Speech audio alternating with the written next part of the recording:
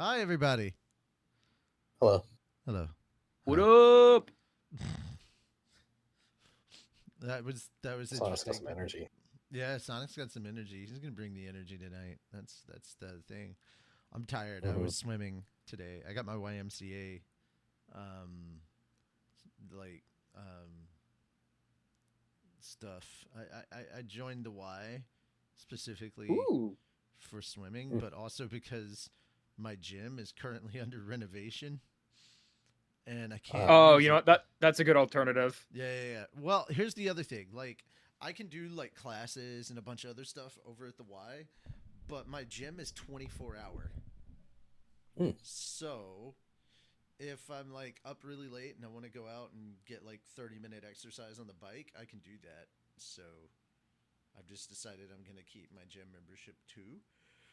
But I did downgrade to the lowest one that they offer, so it's way cheaper for me. It's like $10 a month. Unfortunately, What's it the costs negative of that, though? the YMCA cost me $50 a month. Oh. Well, no, but like, what's the difference in like the tiers? Oh, I just can't. I can only access that one Planet Fitness. Um, Oh, okay.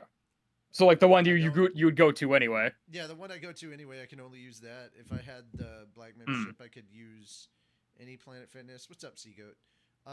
I could use any Planet Fitness, and also I could go to uh, the special area where they have like massage chairs and tanning beds and all that stuff. But like Oh, I that don't sounds use it. nice.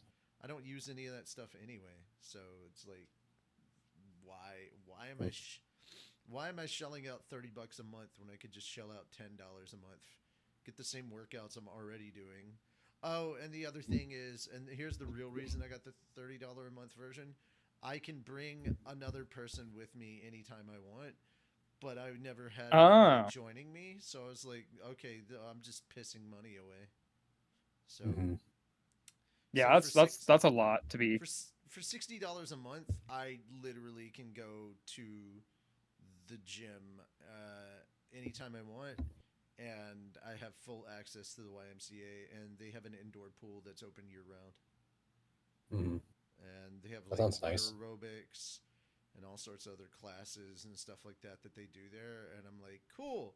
Let me pop in for like 30 minutes to an hour, get a good workout there. And if I feel like I haven't had enough of a workout, I'll pop into my gym for 30 minutes and hop on the bike.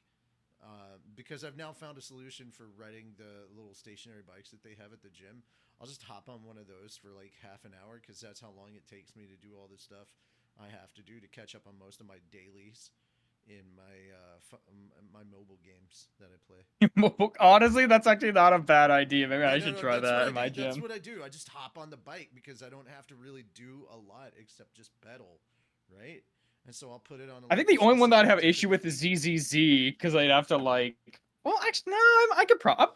I I gotta I try that. That's actually I a cool, bring the interesting phone. idea. Now, I bring the phone yeah, games in so that I don't pay attention to the TVs because I have a problem. If I look at a shiny screen, I will watch it, even if it's something horrible like the news. And so, Mm-hmm. in order to keep myself from watching the news, you have to realize I live in the South. It like while they do show CNN or MSNBC gets one TV, CNN gets I one wasn't gonna TV, specifically say a news network. Fox News gets three TVs. How many TVs are in like? Okay, for context, like how many TVs are in the gym, like in that like area that you have to worry about, like the treadmills and the bikes and whatnot. Oh, there's TVs all across the thing, like in a row. So I would Yeah. say 15 to 20. Okay, so like out of There's 20, also it's like like three is Fox and stuff yeah, like that, like three three. per network, Yeah, but basically. also no, not three per network. One CNN, one MSNBC, three Fox. I don't like looking Oh, at those. Mm. Yeah. Then they have oh, that's like interesting. I whatever's don't know why. local channels or like the late shows or whatever, and then you have like the fucking home network, the like whatever it is where they build homes for people and they pretend like it's charity or some shit. It's not. Um, You can turn then those off, right? The TVs? No? we can't. Customers can't. And I can't Ooh. just run over and Oh, that's request that weird. they turn them off. Yeah, it's really stupid. I Mm. don't like it. Yeah, there should be a like yeah, you're paying for it, But so it's yeah, like that's money they're wasting. if I put my earbuds, if I put my Raycons in, I just play that full game. I'm not distracted by. Pardon me. I'm not distracted by any of that. I get to keep it. I get to keep myself focused on that. Ah, dude, I tried looking up some Mushoku Tensei lo-fi. It's like it doesn't freaking exist, you know? Hmm. It's annoying. Hmm. Is a lot of the music like copyrighted or something like that, where they can't No, do that, or I just don't think there's any good lo-fi for it. Is the problem? I'm trying to find uh, lo-fi um, that like Let's yeah, see. Now I'm curious. yeah. I'm looking for some, but like it hasn't been anything that Of works, course, and when I I do don't data find live, the first imagine. thing that pops up is Kurami. Yeah, so like Kurami lo-fi. so none of it's like really there as a recognizable song for Mushoku Tensei. And I thought pardon me. I thought the soundtrack had some bangers, and I'm like, why am I not hearing?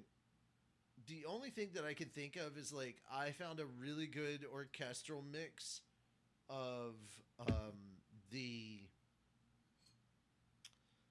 the Orsted theme mhm. that was so freaking good that Samuel Kim did, and I was like, oh, I could put that up, but yeah, I don't. But it's not like lo-fi and chill.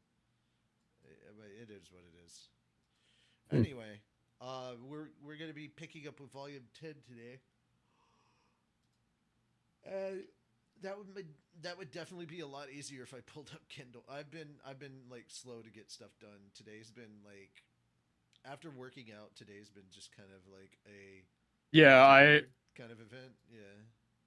Yeah, that's fair. that seems to be Okay, the so case, we're definitely. picking up with chapter 8, so we're good ways of the way through here. Hmm. We are 56% of the way through. Heck yeah, 56%. Sorry, I wasn't leaned in and talking to my mic. I was like leaned back a little bit away from it. You locked Yeah. in. You were like, yeah. You're not doing the gamer lean. This is my reader lean. Dude, if I do my gamer lean, oh man, I'm gonna have way more back problems than I already have. So Oh, yeah. Oof. I've got some lovely back problems that I am listed as disabled for. So there we go. Yeah. That feels good. I love that we get a lot more attention on Twitter, and none of that has translated over to Twitch views yet. Probably because a lot of those Twitch viewers, those people on Twitch, are watching their VTuber stream right now, so that makes sense. You feel the gamer lean? Yeah, exactly. But Shim is reading tonight, so get your cocoa, get your blanket, and get comfy, because Shim's gonna yeah, read you a bedtime story. yeah. This is a terrible Well, I'll bedtime try. story. If I'm being I was gonna honest, say this is Yeah, Mushoku this This isn't Tensei a- is is a yeah. I feel like fucking terrible bedtime story. well, especially when Body Gotti shows up at all, and I'm here. And it's, yeah, it's just like wake up everybody, Bodyguardi's Yeah. here. Yep. I think we'll be okay on that front. That being said, Yeah. At least for this chapter. yeah. Go ahead, and take over, man. Okay. Chapter 8, Life with a House. 2 months had passed since Sylphie and I got married. The university entered a new semester. I became a second-year student, and my daily life underwent a dramatic change. First, I moved out of the dorm and began commuting from home. I woke up every morning in a big bed inside my own house. Sylphie was beside me. We shared a good morning kiss. Her mornings began so early, so she woke up at the same time as I did for my training. Once I was up, I'd start my routine by running a circuit around and the inside of the city, then practice swinging the stone sword I conjured during my duel with Luke. As usual, I was unable to wrap a battle aura around my body, but that didn't mean practicing was pointless.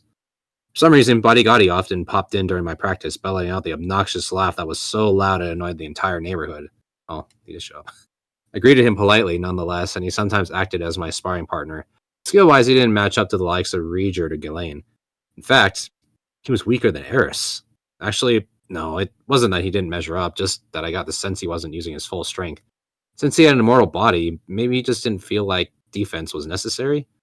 On the other hand, he'd offer me surprisingly useful advice every so often, so maybe he really was quite strong. After training, we'd make tracks from my house, where Sylphie would greet us with breakfast. Body Gotti would disappear as soon as he ate his portion. Man was truly a mystery to me. I wondered what he was thinking. Some days, it didn't seem like he was thinking at all.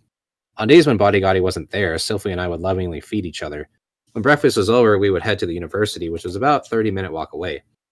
Zenoma remarked that it was a bit inconvenient, but it didn't feel that far to me. I could cover the ground pretty quick if I ran. Excuse me.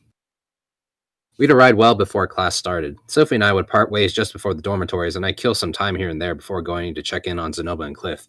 Cliff had his nose to the grindstone researching curses every morning. He claimed a research lab and spent his time in there disassembling magic items, digging through books and searching for patterns. Eventually began work on an original magical instrument of his own design. I know you mentioned transferring a curse, but can't think of any way you'd go about that, he told me. But if my own theory is correct, I should be able to design a magical instrument that can negate curses. His theory was that magical items and curses function much the same. A curse placed on an object produced a magic item, whereas a curse on a person produced a cursed child. In other words, if you could do something about the effects of a magic item, then you could do something about a curse. The fact that he was stuck using language as ambiguous as something was proof his research was still in the beginning stages. I have nothing which requires your help right now. This is my research, so please let me handle it. This is a matter of pride for me. He sounded like a child who thought I might be there to nab his toys. It'd be one thing if Nanahoshi were the one offering to help him, but I didn't really think there was much I could do to assist.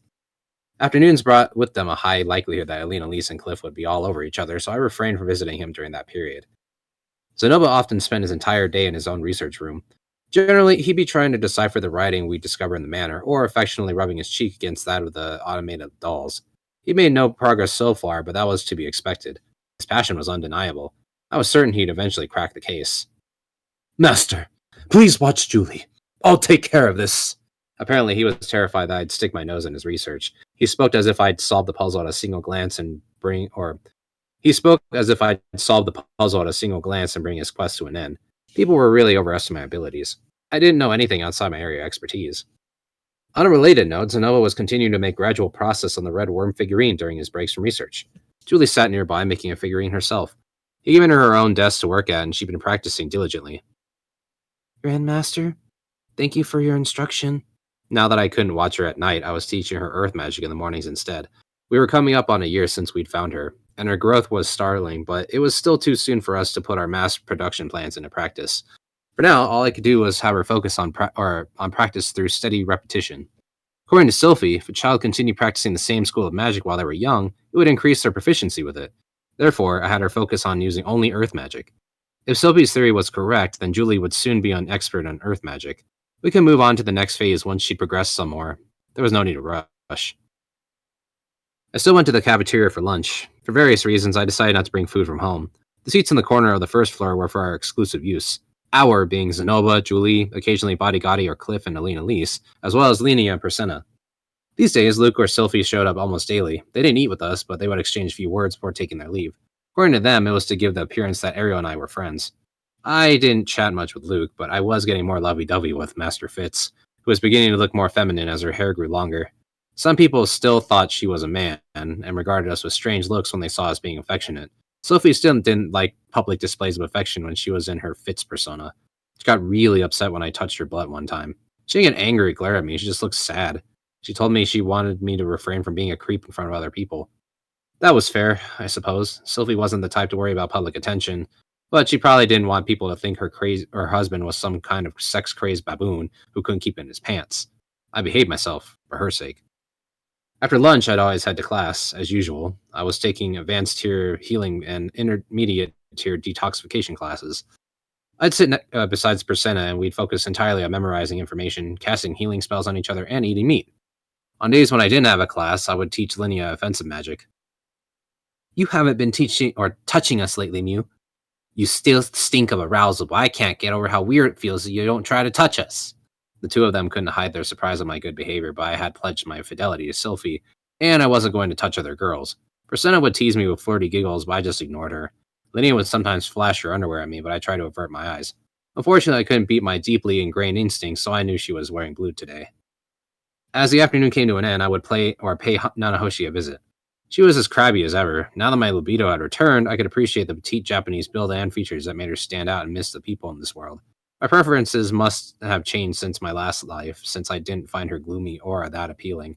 It did, however, fill me with a sense of nostalgia. Just so you know, if you lay a hand on me, I'll go crying to Orsted. Please don't do that. She'd say things like that if I stared too much. She knew how terrified I was of Orsted. I had no intention of touching her anyway, so the exchange was basically reaffirmation that we were maintaining our distance. Nanahoshi always gave off an air of irritation and impatience. However, we'd burned through her stock of untested magic circles in the past 6 months. It seemed it was about time for her to move to the next stage. Once I finished with Nanahoshi, I'd meet back up with Sylphie. Her bodyguard duties continued on the same schedule as before, but since we were newly married, the princess let her go home for a while once class ended. She did still have to guard the princess at night, so after eating dinner, doing a bit of cleaning, and taking a bath, she'd immediately head back to the school. It seemed like twice the effort. I was putting her through a lot. Sylphie, however, didn't seem to feel that way. I like having a house to come back to, or so she said. Sylphie was on night guard duty 2 days out of 3. That meant she only had 1 day to rest, which was quite a bit, considering that she'd had no days off up until now. The fact that she even got the 1 day off now was all thanks to Lena Lise, who personally volunteered to guard the princess instead. I had never seen them talk, but apparently they got along quite well. The two of them seemed like oil and water, what with Elena Lisa's promiscuity and Ariel's circumspect nature. But according to Sylphie, Ariel wasn't all that pure after all. She was just putting on a show. On the days Sylphie didn't have night duty, she and I would stop by the market on our way home and buy 3 days' worth of groceries. Most of the food for sale were things with a long shelf life, like beans, potatoes, and dried meat. I craved rice. We expanded the distribution routes that Nanahoshi had developed. Perhaps we could import rice from the south, an issue for later at any rate. Once we got home, it was dinner time. Contrary to her tomboyish appearance, Sylphie was a good cook. She didn't know all that many recipes, but her cooking reminded me of my childhood. It tasted like the food I'd eaten growing up in Buena Village, which made sense given that Lilia was the one who taught her. She looked so cute with her apron on, bustling about the kitchen. Made me want to take her in my arms from behind. I once tried to help her cook, but she politely turned me down. Apparently, there was something about making food that she didn't want to share with anyone else, even though it wasn't like she was a chef or anything. I thought of suggesting that she wear nothing but an apron, but I had the feeling she turned me down. We occasionally had guests when dinner time rolled around, and by guests, I mean the 13 we had previously invited. Cliff and Alina Lise came over relatively often. Zenova, perhaps showing restraint, rarely ever showed up. Nanahoshi came over about once a month to use our bath. She probably wanted to visit more frequently, but refrained from doing so. Before any of you get the wrong idea, let me just say right now, I did not peek at her while she was bathing. Nanahoshi seemed to be on her guard about the possibility anyway. She only ever came over when Sylphie was home. Once dinner was finished and our guests had gone home, we were left to ourselves for some sweet, sweet alone time. As Master Fitz, Sylphie behaved with dignity throughout the day and expected me to exhibit similar restraint and propriety, even though just seeing her from afar made me want to run up to her like an excited puppy. By contrast, she was loving and submissive at night. She'd do whatever I asked. Even when I let myself slip and said something filthy, she'd gladly fulfill my requests. Compared to the people in the Astra Palace, you're completely normal, she told me. Sylphie never asked anything of me, in fact. She was taking a bat to my rational side when she said, I want to do whatever you want to do, Rudy. I'd given in to that temptation several times and done just that. But I couldn't keep treating her like an object. Sure, I loved sex. This was everything I'd ever dreamed about. Still, Sylphie was my wife. Respect. That's right. I wanted to respect her. Or so I thought, but when she looked at me with those shimmering eyes and said, You don't have to restrain yourself, it felt stupid to even try. I was a weak man. There were words I wanted to try saying at least once in my life, or have said to me. There were things I wanted to try doing at least once in my life, or have done to me. In the past 2 months, I managed to strike half of those off my list. I didn't pressure Sylphie into anything, though. Anything she wasn't keen on, we didn't do. Even so, I wanted to do something for her. That thought in mind, I asked, Hey, Sylphie, is there anything you want me to do for you? Huh? Okay. Well, do you remember what you promised me before? As soon as I heard that, I prostrated myself. I'm sorry, I don't remember. Flustered, Sylphie forced me to look up, saying, It's not your fault. It was a year ago. Remember the thing you used? Disturbed magic. I want you to teach me. That's no trouble at all. I'll teach you every last detail. Well, I know advanced to your healing magic. Rudy, you're taking classes on that, right? I can teach you too. So we spent our time after dinner teaching each other magic. I would teach Sylphie how to use disturbed magic, and she would teach me how to use healing magic without incantations. There was no real purpose to the latter, but she wasn't satisfied with just me doing the teaching. I wonder why that was. Was she the type who weren't happy if they weren't providing their partner with something? or the type that felt uncomfortable receiving anything from other people. It was true that I couldn't cast healing magic without incantations anyway, so I gratefully accepted her instruction. I could keep an eye out for anything else I wanted to learn from her in the meantime. I don't think it's all that different from casting other types of magic without an incantation, Sophie said at one point.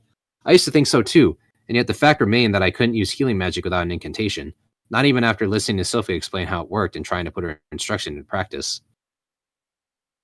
Rudy, is it possible that you don't understand what it feels like to be on the receiving end of the spell?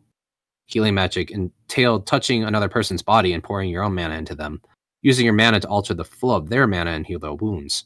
I was unable to conjure the feeling of having someone else's mana interfere with mine, but, or put more simply, it was like pressing your right index finger against your left palm. Only the finger felt anything. Offensive magic was as easy as breathing to me. This was odd. Maybe it wasn't just healing magic that I couldn't cast without an incantation, but all kinds of support magic? Maybe, like with battle auras, it was just something that people who had been reincarnated here from another world couldn't master. Or maybe I just didn't have a knack for healing people. I'm kind of relieved, you know. There are actually things you can't do, Sophie said with her characteristic toothy grin. Being outshone by someone at anything was a bit vexing, but it had to have been discouraging for Sophie to think that there was nothing she could beat me at. So I didn't let it bother me. Unlike my futile attempts at healing magic, Sophie mastered the essentials of disturbed magic in no time. Still needed practice, but I was sure she'd be able to use it in battle eventually. Sophie really was an exceptional student. I taught magic to a number of people, Eris, Ghislaine, Zenobia, Julie, or Linnea, but I felt like Sophie was the quickest among them to learn. She might even be kind of a genius herself. Excuse me. But this is kind of unfair, isn't it? A magician can't do anything if you do this. Well, one of the 7 great powers uses a similar technique. Really? So that's where it came from. You're acquainted with one of the 7 great powers, then? No, I'm not. Nanahoshi is. Sophie would probably worry if I told her one of them had nearly killed me. It's probably safer to keep any mention of Orsted to myself, too. There's no guarantee he wouldn't come at me for teaching people how to use disturbed magic. You probably shouldn't share this information with anyone else. That goes for disturbed magic as well. If one of the 7 great powers came after us, I wouldn't be any match for them. Got it. It's a secret, Sophie said, nodding earnestly. On days when Sophie was on night duty, I made a concentrated or concerted effort to do the cleaning and laundry. In general, washing Sophie's clothes was my job, including her panties and bras. Of course, as her husband, I refrained from any acts of perversion. I didn't pocket them or take any into my room to use them to pleasure myself. I took a sniff at most. Sophie satisfied my young active libido once every 3 days. I also cleaned the house, more or less, though I did a sloppy job of it, according to Sophie. Back when I was an adventurer, I would clean every inn room I moved into for the first time, but other than that, I was the messy type. Sophie would clean hers on her days off, but this manor was too huge for the two of us to keep spotless. I did think cleaning was a necessity, but the house was just way too big. Maybe we needed to hire a maid. Thinking about a maid reminded me of Lilia, and I wondered if Paul and the others had already reunited with Zenith. It had been 3 years since Lena Lisa and her comrades had located my mother. I estimated it would have taken Roxy and Tallhand a year or two to cut across the demon continent and arrive in Milashion. If memory served me right, they would then have departed for the Begaret continent's labyrinth city of Rapan. And I didn't think that would be a whole year's journey. I sent my first letter a year and a half ago. If it arrived as planned, then I should be getting a reply soon. I should be more patient. Elena Lise had assured me there was nothing to worry about, but I still felt anxious. Roxy was on the case, and I trusted her. I should keep calm and wait. Now that I thought about it, with Buena Village gone, Paul and the others had nowhere to live. Maybe they decided to settle down in Milashion, but if they headed this way, we could live together in this house. Now that I thought about it, you could say that me getting married and buying a house was for the sake of my family. Of course, this was something I only thought of after the fact, so it was nothing more than a convenient excuse. In any case, to think that a former shut-in like me might be looking after my parents. It was kind of moving, though it would be difficult to give up the privacy of my 2-person love nest with Sophie. Chapter 9, The Letter. When I woke in the morning, Sophie was sleeping on my arm. I took in her white hair, the pale nape of her neck, her long eyelashes. Such an unbelievably cute girl was lying in bed in nothing but her panties, using my arm as a pillow. Her face as she slept looked so completely relaxed and vulnerable. When I folded back the blanket, her sakura petals came into view. There were small bruises on her skin just above them, in other words, hickeys, one I put on her last night. My previous life, I hadn't understood the appeal of hickeys on someone, but now I loved waking up and seeing the ones I'd left on Sophie. It was something similar to what those terrible boyfriends who made their girlfriends get a piercing or tattoo must have felt, but not as vile, a sense of pride. Sophie was mine. I wasn't going to let anyone else have her. At that thought, my little man stood up for morning roll call. He sure was full of pep, considering how hard we'd gone at it yesterday. My previous life, the only attention he'd gotten was from my hand, and he'd been a shut-in himself these past couple years. Now that he had a place to stretch his legs, he was truly bursting with energy. Oh, crap. I can't be getting this excited this early in the morning. Sophie has work today. So I just have to divert that energy into exercise instead. So I extracted my arm from beneath Sophie's head and replaced it with a pillow. Rudy, you're not supposed to drink from that. Sophie stirred, curling up in a ball. Her sleep-talking was cute. I wondered what she was letting me drink from in her dreams. Somehow I found myself stroking her chest. I'd wake her if I wasn't careful. So I did so very gently, like touching silk and tofu. Very discreet. I had to be the happiest man in the world, getting to experience something like this wonderful every morning. Was this what it felt like to be truly, or really truly happy IRL? Rudy. Sophie opened her eyes slightly and looked at me. Then she grabbed my hand and, still half asleep, smiled and said, "Be safe." "Will do." Then I left the room. It would be another 3 days before we could sleep together again. I would wait anxiously for it. Life had been genuinely peaceful lately. The only event of note was Lenny and Persenna introducing me to some boy. Apparently he was a first-year delinquent who, in the span of 2 months, had fought and defeated all the other punks in his grade. Then he got so full of himself he wanted to try challenging the boss's group. But his first target, Zenoba, utterly annihilated him. After all that, he somehow became a part of my group. It was completely out of the blue. According to the rumors I'd heard of late, the university was apparently ruled by something similar to the Four Heavenly Kings, called the Demonic Circle of Six. Rumor had it that the circle answered to me. If someone could beat my Circle of Six, then they earned the fight to challenge me. Sounded like the setup for a shonen manga. They weren't going to call it a fist festival, or something like that, were they? Incidentally, these 6 people were Zenoba, Cliff, Linnea, Persenna, Fitz, and Body Gotti. If somebody did actually defeat all of them, that meant I'd be facing someone who could defeat a Demon King. No thanks. In any case, the first challenger this year had already met a miserable defeat at the hands of the first person he targeted. By the time I met him, he was already hanging his head and acting meek like a dog with its tail between its legs. Apparently, it had been a decent fight, thanks to the boy putting distance between himself and Zenoba so he could attack at range with his magic. But Zenoba had withstood all the attacks till his opponents was drained of mana, then closed the gaps and sealed his victory with a single punch. It seemed range combat wasn't Zenoba's specialty. I would have to teach him the secret Chinese technique of taking a golf shot at your opponent with a rock. In any case, I'd somehow become this boss of the school without my knowledge. At least it made the delinquents listen to me. That was especially useful when I recently found some of them beating up a student behind the main school building. I intervened verbally, though I was prepared to fight them if necessary, and they just went pale and stopped. It was nice, being able to stop bullies with just a few words. Not bad at all, having power like that. As long as I lived, I wouldn't allow others to harass the weak. Not even the person being bullied was somehow to blame. Then one day, it finally arrived. A letter from Paul. Hold on. Dear Rudius, I got your letter. So you're enrolling in the University of Magic? Congratulations. I'm glad you're walking your own path. I'm sure you've heard this from Alina Lise already, but we found Zenith's location, thanks to Roxy, Talhen, and Alina Lise, and are on our way to retrieve her. Give Alina Lise my regards, of course. She'll probably just look disgusted if you do. Of course, she'll probably just look disgusted if you do. On to the real topic. We're currently in Eastport. We're about to head to the Begarit continent next. I've never been there before, but it's said to be one of the harshest places in the world, after the Demon Continent. I hesitated to take the children with me. Nora and Aisha were still only 9. That's when the idea came to me to send the 2 of them to where you are. Of course, it's not like they could just go by themselves. Ginger volunteered to accompany them, but I wasn't sure if that would be enough. Just then, I ran into someone you know. They offered to take on the task of escorting the children to you, and I agreed. I'm sure you'll be surprised when you see them. They're very reliable. Honestly, it was a painful decision. I kept thinking, what if something happens to them along the way?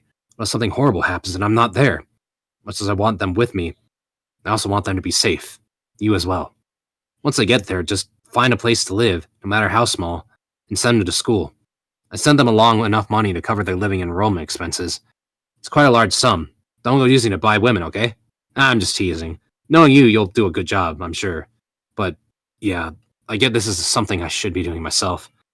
Sorry for being a terrible father. I feel bad asking this of you, but please, do me this favor. Come to think of it, you're already 15. Well, I guess you may be 16 or 17 by the time this letter gets to you. Either way, you're an adult. I feel bad we couldn't celebrate your birthday together. I won't be able to celebrate Norn or Aisha's 10th birthdays either. Ah well, we can have one huge party after we get all back together. as a family. Leave finding your mother to me. The Fitoa Search and Rescue Corps have effectively disbanded, but I have plenty of firepower on my side. Between Lilia, Tallhand, Roxy, Vieira, Shara, and myself, we can make it to the Begaret continent and back. If things go smoothly, we should be able to join you in Renoa in another year or two. I did consider sending Linia along with the children, but apparently she's more worried about me than she is about them. What a mess. I feel pathetic. Anyhow, Lilia trusts Aisha. She's basically taught the girl all she could. Aisha's a genius. A bit scared by the power of my own genes, honestly, considering how you and Aisha both turned out. Norn, though, she's a normal kid. She's not like you and Aisha. I get really frustrated at her, but try to be patient. I'm afraid I spoiled her, and it's made her a bit selfish. She hates you, and she doesn't get along well with Aisha, so she may feel isolated over there. As her older brother, please be kind to her. I also gave him a copy of this letter, just in case. I'm sure they'll be fine, considering who's looking after them. If they don't show up within 6 months of this letter's arrival, I'd like you to go out and look for them. So that's the gist of it. I feel bad for leaving everything up to you. But, thank you. It was a letter full of guilt. Honestly, Paul. I was a bit nervous about Norn and Aisha coming here, but I suppose it was better than them being dragged along the Begaret continent. Couldn't he have left them with Xena's family? No, maybe that presented its own problems.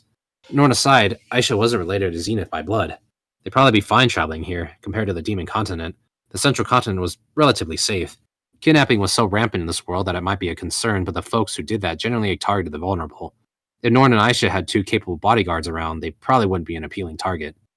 Speaking of their bodyguards, Ginger was a knight and a former member of Zenoba's Imperial Guard. I can't remember how capable she was, but Shiro knights were trained in water guard style, so that should prove useful for an escort mission. Then there was the other, whom Paul called reliable. Who could it be? Geese, maybe? There was no way it would be, or it could be Eris. Who else was reliable that Paul and I knew? Could it be who I was thinking of? They mentioned searching the Central Continent, but perhaps good fortune had allowed them to cross paths with Paul. I was right, they could handle it. In fact, they wouldn't even need Ginger's help. I could tell how much Paul trusted me based off his letter. I had to make sure I lived up to his expectations. I was his oldest son, after all. I was also relieved that I'd made the right choice by marrying Sophie and getting this house ready, particularly the latter. We had plenty of rooms. We could welcome my sisters into our home once they got here. The biggest problem I could see was that both my sisters were still young. Our love-making sessions wouldn't be very good for their education. But then again, I suppose we could just put them in rooms far from ours. I was looking forward to their arrival, actually. I wondered how soon it would be.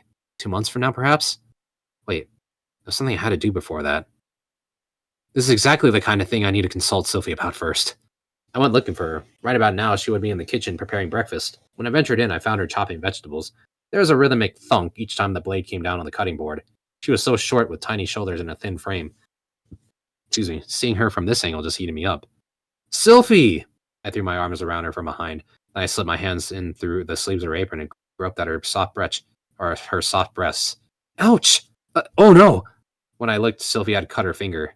Crimson swelled from the wound and splattered across the top of her cutting board. She sliced herself open the moment I hugged her. I screamed. That's an exaggeration, Rudy, but it's dangerous to do that when I'm holding a knife. Sophie, in a rare display, responded reproachfully to my scream. She quickly healed the wound on her finger. The way she wordlessly cast a spell was so natural, almost like it was second nature to her. I'm sorry, I won't hug you when you're cooking. Yes, just hold on a while. The food will be done in a moment. I retreated from the kitchen and waited in the dining area, feeling restless and guilty. I sat in my chair and waited. Then, when Sophie appeared from my kitchen, I lifted my head. I deeply apologize for what happened just a moment ago. I'm not really that angry. You can just say you're sorry like normal. Okay, sorry, I corrected. That's better. Just be careful next time. Sophie sat down by me and we began to eat. Lately, I felt so loved. Too loved. I was too scared of the recoil when her love for me ran out. So then, what is it? It's rare to see you that excited. Oh, yes, the letter from my father arrived. What? From Mr. Paul? I handed my surprised wife the letter. Her face was tense as she started reading it, but her expression soon turned to disappointment. Oh, our letter about getting married hasn't arrived yet. It seems she wanted to know my family's reaction to us getting married. As she read further, her expression turned serious. At the end, she murmured, I see. Then finally, she said, That's great, Rudy. I'm glad everyone's safe. Yeah. Come to think of it, I brought this up without a second thought. Even though Sophie had lost both of her parents, Maybe I was a bit lacking in tact. Sophie looked at my face and smiled sadly. Come on, Rudy. Don't make that face. It's true that my mother and father are gone, but right now, I have you and Alina Lise. I'm not lonely. She grasped my hand as she said that and giggled. She'd gotten even cuter lately. Her extremely short hair had grown out, and she was looking more and more feminine. Her adorable ears jutted out between smooth strands of white hair. This girl's my wife. It wasn't a dream, was it? Sophie. I wanted to create a new family with this cute girl. This desire came naturally bubbling to the surface, though Sylvie was the one who'd struggle when it came to childbirth. She had an adorably tiny butt, but the narrowest of her hips might cause trouble during birth. This world had healing magic, so death during childbirth was rare, but that didn't mean she wouldn't still be in a great deal of discomfort. More importantly, were we actually ready to raise a kid? Honestly, Sylvie and I still didn't have much life experience. We had steady incomes, and we were considered to be of age in this world, but could we actually be parents to another human being? It's fine, I told myself. Every other living thing in this world managed just fine. I should be able to do it too. Even if I couldn't, I had Sophie with me. We just had to try our best. Paul would probably show up in another 2 years. Lilia was experienced in child rearing, and Zenith and Sophie got along well. As for Paul, he'd probably just be excited to see his grandchildren. Wait, crap, this wasn't the time to be thinking about that. As you read in that letter, my sisters will be coming our way. I'm thinking about letting them live here with us, but I wasn't sure if you'd be okay with that, I said. Of course I am. The house will be a lot livelier, she replied with a toothy grin. No problems then. Once we finished eating dinner, we moved to the living area. It was time to study magic. Still couldn't cast healing spells without their incantations, but I could make do by memorizing the words and studying the theory. Voiceless casting wasn't the only technique out there. I did think I was talented, but far from the most talented in this world. Better to make sure my foundations were solid and that I maintained my current level of ability. Currently, Sylvie was trying to use disturbed magic to neutralize the water ball I created. She had the tip of her finger pointed at my hand, and her face was bright red as she grunted. I was using my mana to maintain the water ball, so to make sure she couldn't neutralize it. If the undulating ball of liquid burst, she would be the winner. She would earn the right to do whatever she wanted to me in bed. Not that she really needed the right. All she had to do was say something and I go along with it. Meanwhile, if I could maintain the ball's shape until the end, I would be the winner. Then I could shower with my affections in bed as much as I wanted. Though I guess I couldn't do that even if I didn't win. Or I guess I could do that even if I didn't win. Sophie was currently advanced here in all schools of offensive magic except fire magic. She also knew advanced healing and detoxification magic as well. In other words, her skill levels were as such. Fire magic, intermediate. Water magic, advanced. Earth magic, advanced. Wind magic, advanced. Healing magic, advanced. Detoxification magic, advanced. Extremely high stats. I only recently found this out, but those 6 types of magic are called the foundational 6. For the 6 most frequently used types. The university sought to have its students achieve beginner-level proficiency in all 6 types during their 2nd and 3rd years. Once they did that, they could pick a major and spend the remaining years elevating their mastery to the advanced tier. If someone had no talent for magic, though, they'd stall out the intermediate level, even if they devoted themselves to the study of just one type. Or their mana pool would be too small, or they would trip up on combined magic. There were almost no students who could reach the advanced tier in multiple fields, let alone rise to saint level. Exceptional students like Sylvie and Cliff supposedly came by only once every 10 years or so. Yet, in recent years, there had been one such exceptional student at this school every single year. You could probably call them geniuses, but I honestly consider them ordinary compared to the monsters that people refer to as gods. What about me then? What about me then? Based on what I'd heard from Bodygotti and Kishirika, my mana capacity was god level, but I got the feeling I'd never be god level myself. I was basically like your average car with a fuel tank of a passenger plane. Oh. I could go whatever distance I wanted without running out of gas, but my speed was unremarkable.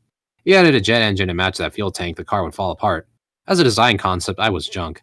Although it was nice to never run out of gasoline no matter how much I used. By the way, Sophie. What? I'm concentrating right now. Do you think our kids will have a talent for magic too? What? Sophie's concentration broke. Her still inchoate, disturbed magic spell fizzled, and the previously undulating ball of water snapped back into a perfect sphere. I froze it and plopped it into the cup in front of me. Sophie bashfully rubbed her thighs together, her face bright red.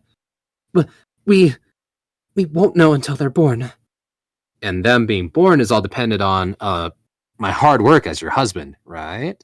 I tried to laugh and play it off, but Sylvie started stroking my thigh. Her delicate hands tickled. I countered by rubbing between her shoulders. It felt kind of nice being able to touch her at this time of day. In seconds, the mood in her living room turned sexual. Sophie buried her face in my neck as she wrapped her arms around me. So cute. Your hubby is about to start working hard right now, I thought. In any case, it was a bit hasty to talk about kids that hadn't been conceived yet, let alone born. Don't count your chickens before they hatch, or whatever the phrase was. First, we need an egg. But elf blood does run strong in me. So, it may be difficult for me to, I know you want to have kids, but it may take quite a few months or even years. My Miss Selena Lee's told me the same thing. So, there's a high probability I won't get pregnant right away. Sophie pulled away and hung her head, looking a bit anxious. Several months had passed since we got married. We had a healthy sex life. It's a bit crude to say this, but the moment I pulled the trigger on my Magnum, I would shout phrases straight out of an eroge, things like, "Get pregnant," and the like, but there wasn't really a deep meaning behind the words. I just wanted to try saying them in real life instead of a video game. Sophie might have actually taken the words to heart, though. But, well, if I'm not able to have kids, you can take a mistress if you want. I have no plans of doing that right now. But, Rudy, you want children, don't you? I tried seeing it from Sophie's perspective. What if we discovered I was infertile, or if I was the infertile one, and Sophie wanted to have children no matter what, so she found a different man to knock her up? Might kill myself if that happened, so I couldn't put Sophie through it. Don't be silly. It's not that I want children. I just want a physical representation of our love for each other. Rudy, I love you, Sophie, my princess. Although I was the one saying it, the words were still cheesy enough they made my skin crawl. As for Sophie, well, the people of this world were incredibly susceptible to such lines. Recently, when I said, "Let us drink to the beauty in your eyes," she went all red. It was extremely effective, but we couldn't move on if she got embarrassed so easily. I love you too. Her eyes moistened as she clung to my arm. Embarrassed, she pursed her lips, cheeks colored bright. A+ communication. Since things had gotten so exciting, it was time to move to the second floor. I picked her up like a princess. Sophie wrapped her arms around my neck and surrendered her body to me. It made my heart pound. I was glad she was still in the mood. Chapter 10, Breakdown. The incident happened a month after the letter arrived. That day I was assisting Nanahoshi with an experiment, but its parameters were a little different from the usual. If this one works properly, I can move on to the next step, Nanahoshi said, presenting me with a magic circle significantly larger than any of her previous ones. It was still just half the width of a tatami mat, though. It had an intricate pattern densely written across a rare piece of large parchment. Just to be sure, may I ask what this circle is supposed to do? It's going to summon a foreign object from another world. And there's no way that'll cause another teleportation calamity, right? The displacement had occurred because Nanahoshi was summoned here, which meant there was no guarantee that a similar incident wouldn't occur just because she was summoning something small. At least, that was what I thought, but Nanahoshi just shook her head. It's safe. Theoretically, at least. Just in case, can I ask what the theory is? Based on our previous experiments, I've confirmed that the bigger and more complex object you try to summon, the more mana is required. In other words, magic in this world obeys the laws of conservation of energy. We'll be summoning something simple and small this time. If we assume that the energy from my summoning was what wiped out the region, then theoretically this circle will, at most, only teleport people within a meter of its range. I honestly don't think it's possible, but just in case, I've written a safety measure into the circle itself so I can control how much mana it uses. I see. Okay, no, I had no idea what she was talking about. Conservation of energy. What was that again? How is that different from the law of conservation of mass? I'm not well informed enough to explain it too well to the uninitiated, but it basically means mana is responsible for most of the odd things that happen in this world. That spell you use all the time. Stone Cannon, was it? It appears as if you suddenly conjured a rock in midair, but you've actually just transformed your mana into a rock. The law of conservation of energy, huh? So that was it. That was why the more mana you poured into the spell, the hotter the flame and fire magic, and the bigger the resulting mass in earth magic. Also, Nanahoshi went on to explain the principle behind her circle to me after that point. But it was all Greek to me after a point. Something about if you applied the law of such and such, the size and effect of the circle would be this and that. Then if you apply this other law, whatever she called it, then blah, blah, blah, blah, blah. Honestly, if there was even a flaw in her theory, I wasn't going to catch it. The only thing I did know was that she seemed confident, and that meant there was a high chance of success. Well, even if the worst happened and I got teleported somewhere, I was sure I'd find my way back somehow. Or find my way back home somehow. If this fails and I get teleported, please contact my family. I'm telling you, there's no possibility of that happening. I stepped in front of the circle. Well then, let's begin. Please. I wasn't sure if that word was directed at me or not. Perhaps it was more of a plea to God. I began pouring my mana into the circle, placing my hands on the edge of the paper. Current rippled through the circle and began emitting a glow. I could feel my mana being sucked right through my arms. But it was strange. Something didn't feel right. It seemed like the path the light was traveling on was obstructed, as if one part wasn't lighting up. Psst! There was a soft zap, and suddenly the mana stopped flowing. The light emitted by the circle faded. It was over. There was no further reaction from the circle. I looked at it closely and found a tear on the part of the paper. Maybe it had short circuited and the safety kicked in? Regardless, this was a failure. Well? It failed, said Nanahoshi quietly. She fell back into her chair with a thud, planted an elbow on her desk, and let out a big sigh. She stared at the paper still sitting on the floor. The pain had disappeared, leaving only the underlying rough sketch of the circle and the tear caused by the experiment. Nanahoshi continued to look at it absent-mindedly, not moving a muscle. Then after a while, she said, without looking at me, "Thank you for your assistance. You can go home today." The result of almost 2 years' worth of effort had come to nothing in a mere few seconds. Well, these things happen, you know, I tried. Nanahoshi did not reply. Was it my fault? No, all I did was provide the mana. I didn't touch anything else. Anyone could have done what I did as long as they had the mana for it, so even if the experiment failed because of me, it would be Nanahoshi's fault for not briefing me enough. Nanahoshi said nothing. At any rate, this was probably it for the day. Well, excuse me then. I stood up to leave. Before I left the experiment room, I turned back to look. She was still in the same position she had been, immobile. I passed through the messy research room, which looked more like a disorganized warehouse at this point, stepped out into the hall. I made it just a few steps before I came to a halt. Nanahoshi had been incredibly tense over the past few days. Judging by the way she slumped over in her chair, she was pretty rattled. Perhaps she wasn't thinking about her next experiment or the failure at all, but just giving up entirely? Nah, despite what her looks might lead you to believe, Nanahoshi was tough. Surely she had the capacity to take failure for what it was and not linger on it. Just as I thought that... Screams erupted from the research room, and the sound of something breaking. I spun on my heel and hightailed it back into the room. Nanahoshi was banging her head up and down in a frenzy. She tore up pages from the book she'd written and scattered them all across the floor. She knocked over some shelves and spilled the contents of a jar. She ripped off her mask and slapped it against the ground. Then she started tearing at her face and stumbled, slamming into a wall. She punched it, then tripped again on the spilled contents of the jar and finally collapsed onto the floor, where she grabbed fistfuls of sand that had spilled out of the jar and hurled them at the ground. Then she stood and started tearing at her hair instead. Panicked, I rushed over to her and pinned her arms on her back. Hold on, calm down. I can't go home. I can't go home. I can't go home. Nanahoshi's eyes looked vacant as she mumbled those words. All the muscles in her body went tense, as if she were preparing to go berserk again. I can't go home. I can't go home. I can't. She went into a writhing frenzy, fighting as hard as she could to break out of my grip, but her strength was only that of a high school girl, and a shut-in at that. Extremely weak. There was no way she could tear herself away. Before long, her body went limp. When I released her, she just weakly sank to the floor. Hey, are you okay? I got a distinct sense that she was very much not. She was white as a sheet, with vacant eyes and dark circles. Her lips had lost all colors and were dry and cracked. This was the face of someone who was in a very bad state mentally. She might just hurt herself. I couldn't leave her alone like this. What should I do? The person who could help most in a situation like this was... Sylphie! That's right, Sylphie. She might be able to do something about this, and fortuitously, she had no night duty today. Okay, I'm going to take Nanahoshi back to our place for tonight, then. Wait, before that, I should probably find somewhere for her to calm down. Are you okay? I asked. You overdid it a bit. Let's rest for today, okay? Nanahoshi didn't respond. I put my arm around her shoulder and practically dragged her to her feet.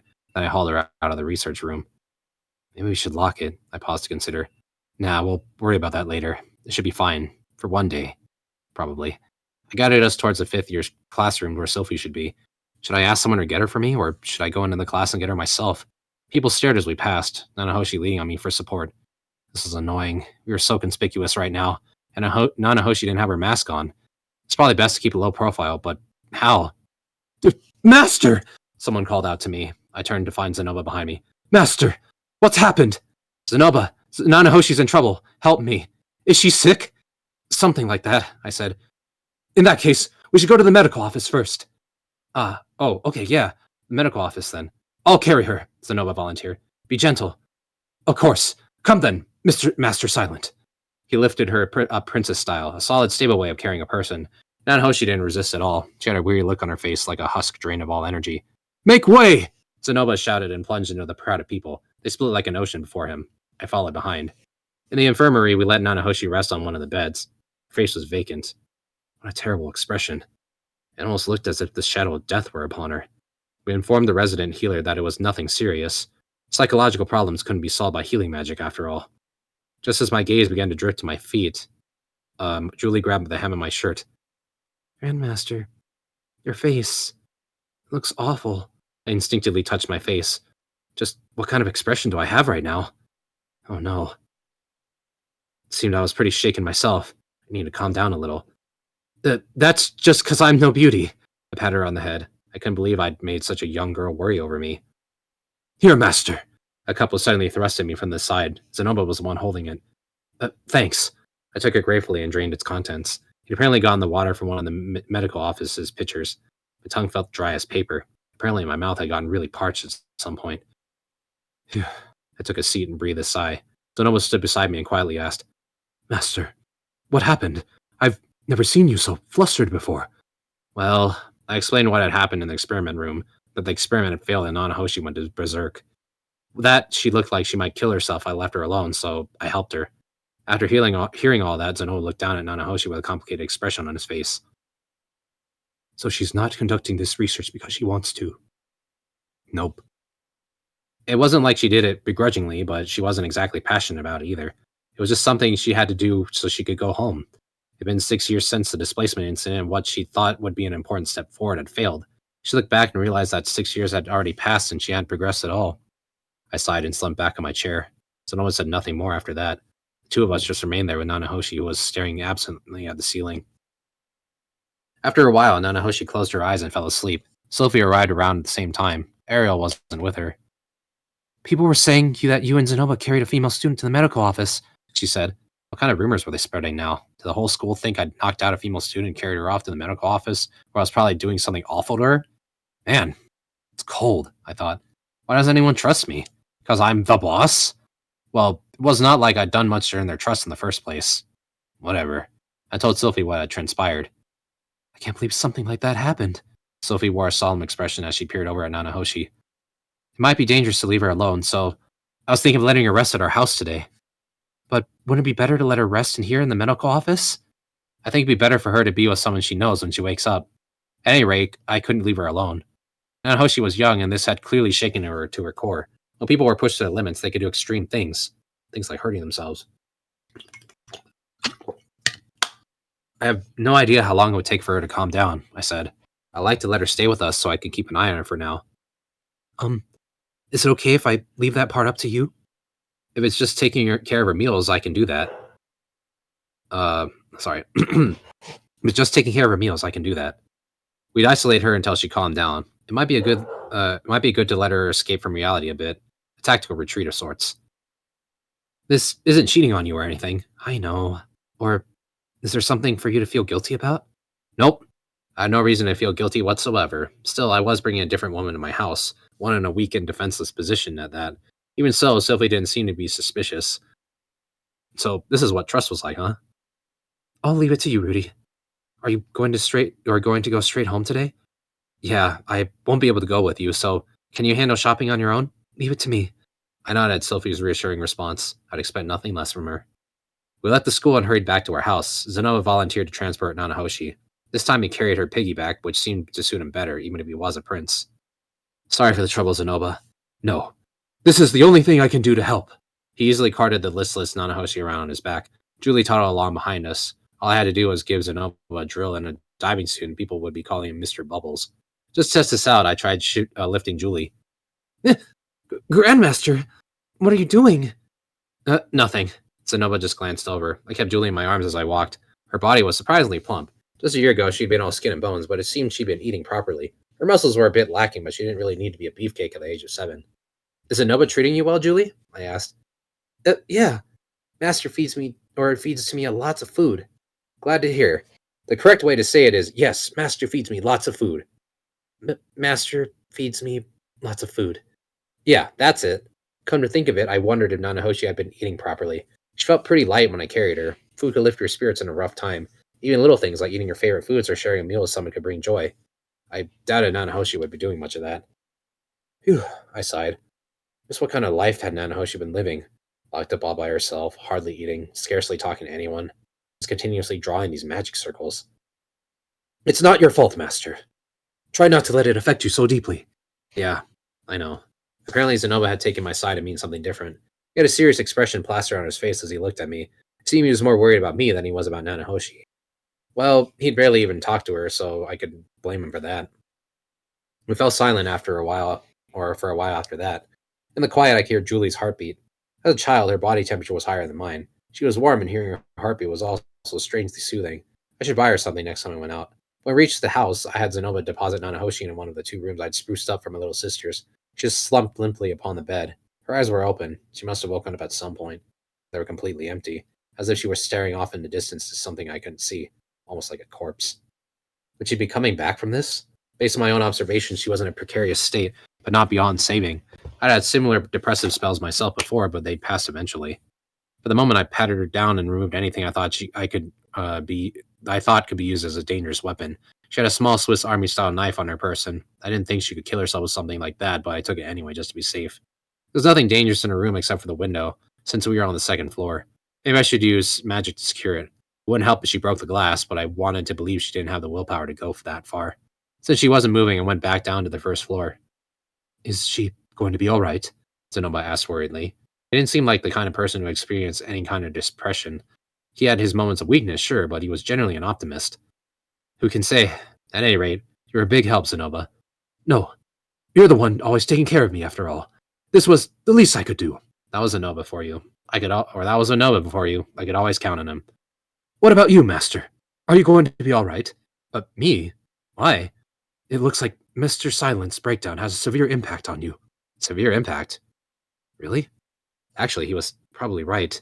Nanahoshi had lost it, gone berserk, and then turned into a lifeless shell once I stopped her. Seeing that from beginning to end reminded me of my past, though it had manifested a bit differently for her. We'd both been through similar mental agonies. I felt her pain as if it were my own, or if my circumstances had been a bit different, I might have been the one lying vacantly on the floor in her place. Just a bit. It reminds me of pain from the past. Would you mind sharing more? He asked. When I was little, I also had a similar experience. I became apathetic and shut myself off. I can't understand that feeling. Although the way he said that felt distancing, I didn't want him to flippantly claim to understand either. I'm sure you can't. Regardless, if there's anything else that could use my strength, please let me know. Strength is the only thing I have in abundance. Yeah, I'll be sure to do that. I appreciated Zenova's kindness. He was a pretty good guy, as long as dolls weren't involved. Zenova went home a short while after that. With nothing else to do, I just spent my time reading in Nanahoshi's room as she slept. I would want to be left alone if I were in her position, but she had already been up alone until this point. Always alone. I stayed with her until Sophie got home. Chapter 11. 3 heads are better than 1. A week had passed since we took Nanahoshi under our protection, and the worst of it seemed to have passed. She was eating, albeit only a little. If prompted, she would take a bath and get back out without drowning herself. The ambition I previously sensed in her was gone. It was as if the strings that were holding her up had been cut. She suddenly felt as fragile as porcelain and lacking in agency, like those women in adult videos who got deceived by Yakuza and conned into selling their bodies. I couldn't leave her alone. I also had to be careful not to let her run into anyone else like Luke. The only thing I felt from her right now was a sense of resignation. The failure of that experiment had really hit her hard. I'd never experienced a setback of that magnitude before. The closest was when I spent several years as a no-lifer in an online game, only for my data to be erased. And when I saw that my login was invalid and I got the email notifying me that my account was banned, my heart started pounding violently. I spent the entire day unable to process anything. I took my objections to the management and protested vehemently, but in the end, I went to sleep crying. The next month, I felt no motivation to do anything. I then swore I'd never again get invested in another online game. Nanahoshi's experiment wasn't the same as an online game. Her objective was to return to her world. As she gave up on that, I was afraid she wouldn't be able to go on living. I tried my best to encourage her, but she was just in a daze the entire time. I didn't even know she was listening to what I had or to what I was saying. Just as I was starting to doubt that she was. Thought I'd covered everything, she blurted suddenly one day. Instead of responding, I just listened. A magic circle is basically like what we call the circuit board in our world. You create a single function by combining several circuit patterns. However, one part would not connect, no matter what I did. No matter how I changed the wiring, one part wouldn't connect with the rest. I tried forcing it, but then a defect would appear elsewhere. In order to connect this unconnectable circuit, she had to nearly double its size. Then, to compensate for the resulting distortion, she patched in another circuit. But still, that one defect remained in her magic circle. Try as she might, she couldn't figure out what was wrong with it. Just that one section that wouldn't connect. It's physically impossible. It means there's no way for me to return home. Though it appeared flawless, the magic circle was something she pieced together with years of painstaking work. At a glance, it seemed like a problem that was ultimately solvable, if tremendously complicated, but the mysterious defect suggested otherwise. It's hopeless, Nanahoshi said as she flopped face down onto the bed. I headed out to her research room to recover the diagram of her circle. Her spiel had jogged something in my memory, but I didn't want to excite her prematurely. First, I would confirm whether anything could be done or not. The next day, I called Cliff and Zenoba to the research room. People said 3 heads are better than 1, so I was going to use the power of 3 geniuses' brains. Since I'd summoned Cliff, Elena Lise was had naturally tagged along. She seemed to frequent his research room, but what about her classes? At this rate, she'd be lucky she weren't expelled. It's hard to believe someone like Silent is in that kind of state. She just seemed like she was made of much tougher stuff, Elena Lise mused. Truly strong people don't close themselves off from the world and bear all their burdens on their own. Well, I suppose that's true, Elena Lise shrugged. Despite her prolific social life, she hadn't interacted much with Nanahoshi, and though she didn't look it, she was skilled at handling younger women. It might be a good idea to enlist her help in getting Nanahoshi to take a breather. Now then, the 2 of you. First, take a look at this. When I showed them the diagram, Cliff immediately scowled. That's a messy circle. Messy? That was an interesting way to put it. There are messy and neat circles? I asked. Of course there are. You have to keep your circles neat and small when creating magical implements. I would have drawn this much more neatly. For instance, you connect this part here to this part over there, or here, you can make it look much cleaner. I said, critiquing someone else's work was easy. Critiquing someone else's work was easy. If we did as he proposed, it would probably just create other defects in the circle. But this idea is amazing. I never think to loop this part right here. Oh, I see. The reason this part is so complex is because of this here. Cliff looked at the circle and started mumbling to himself. This here, that there. Maybe I can make more sense of it if I paid more attention to my theory. So, Master, what kind of magic circle is this? Zenoba asked. This is what Silent was saying. Summoning circles. But she's gotten a little stuck, so I want to get your input to help her. Zenoba tilted his head. But summoning magic is out of our realm of expertise, is it not? Well, if we can't solve the problem, so be it. I just figured that we might be able to come up with something as a group that Nanahoshi hadn't been able to on her own. In fact, it was precisely because we were all experts in such different fields that we might be able to come up with an alternative approach. Anyway, please look at this section. This is apparently where the circle disconnected, see? I pointed to the tear in the paper that appeared during the experiment. Huh? Oh, this is where it's disconnected? I didn't even notice. This circle is incomplete then, huh? So the part that should connect it to it is here? Cliff was surprised. Despite being a self-proclaimed genius, he'd apparently hadn't noticed that right away. Well, that's just how things go, I thought. Do you have any ideas for how to connect the circuit? Cliff folded his arms and fell into thought. He started mumbling here and there to himself. He produced a memo pad from his breast pocket and started scribbling down various things. This is a challenging problem. Maybe if you redrew the whole... No, but then it's impossible. Wouldn't it work if you used a multi-level structure? Zenoba interjected. Cliff looked doubtful. A multi-level structure? What are you talking about? With the doll I'm researching, there are several layers of magical circles combined together to produce a single effect. That said, I've only just begun my research, so I've never even drawn a proper circle myself yet, but... Wait, doll? You mean the one from before? Let me see. Master, is that all right with you? Zenoba asked. Yeah, of course. Zenoba fetched just a sliver of the doll's arm. Cliff studied it with great interest before declaring, the person who created this was a genius. It had to be remarkable as someone as self-important as Cliff said that. I've never seen a magic circle like this before, he continued. I have no idea what the mechanics behind this are. These 2 magic circles, one on top of the other? No, that's not it. There's more than that. It couldn't move properly without all of them together. But it was still able to move even though it was broken. Why? Damn it, what the hell's with the circle? Cliff gritted his teeth in frustration, almost like Vegeta witnessing Goku's power level. It was over 9,000! Crunch. I don't know all the details yet myself, but... Sorry. I don't know all the details yet myself, but according to the book, This circle apparently controls the movement of the elbow. Zenoba answered Cliff's question so casually that the latter looked as if he might burst into tears. Elena Least rushed over immediately and pulled his head into her breast, stroking his hair. There. You're a genius yourself, Cliff. You would be just as knowledgeable had you researched the matter yourself. I know that! His face went red as he regained his composure. Perfect, Lena Lise. I knew I could count on you. But can you save the bedroom stuff for later? We're kind of busy right now. Master Cliff, if we use the same technique that was used for the doll, do you think it would solve Silent's problem with her circle? No clue. But it's worth a shot. It was a lead, at least. Nanahoshi had only ever drawn circles on her flat, single surface. Perhaps she'd never thought about layering them or folding them. Then again, maybe there was a reason she hadn't tried that yet. I prayed it was the former, and that it would be enough to motivate her once again. The next day, I took Nanahoshi with me to her research room. I'd spent the previous day putting the unkempt room in order. And it was in those premises, clean and yet still disorganized somehow, that Zenoba and Cliff awaited us. The two of them were looking through the research data that Nanahoshi had been collected over the years. Seeing them, Nanahoshi just snorted derisively. What's this? Did you bring me here so you could all ravish me? Really? Just how far down the path of self-destruction had she gone? All because she failed once? Well, I guess it did only take a single big failure to disrupt a person's entire life. How dare you? I'm a devout follower of Millis!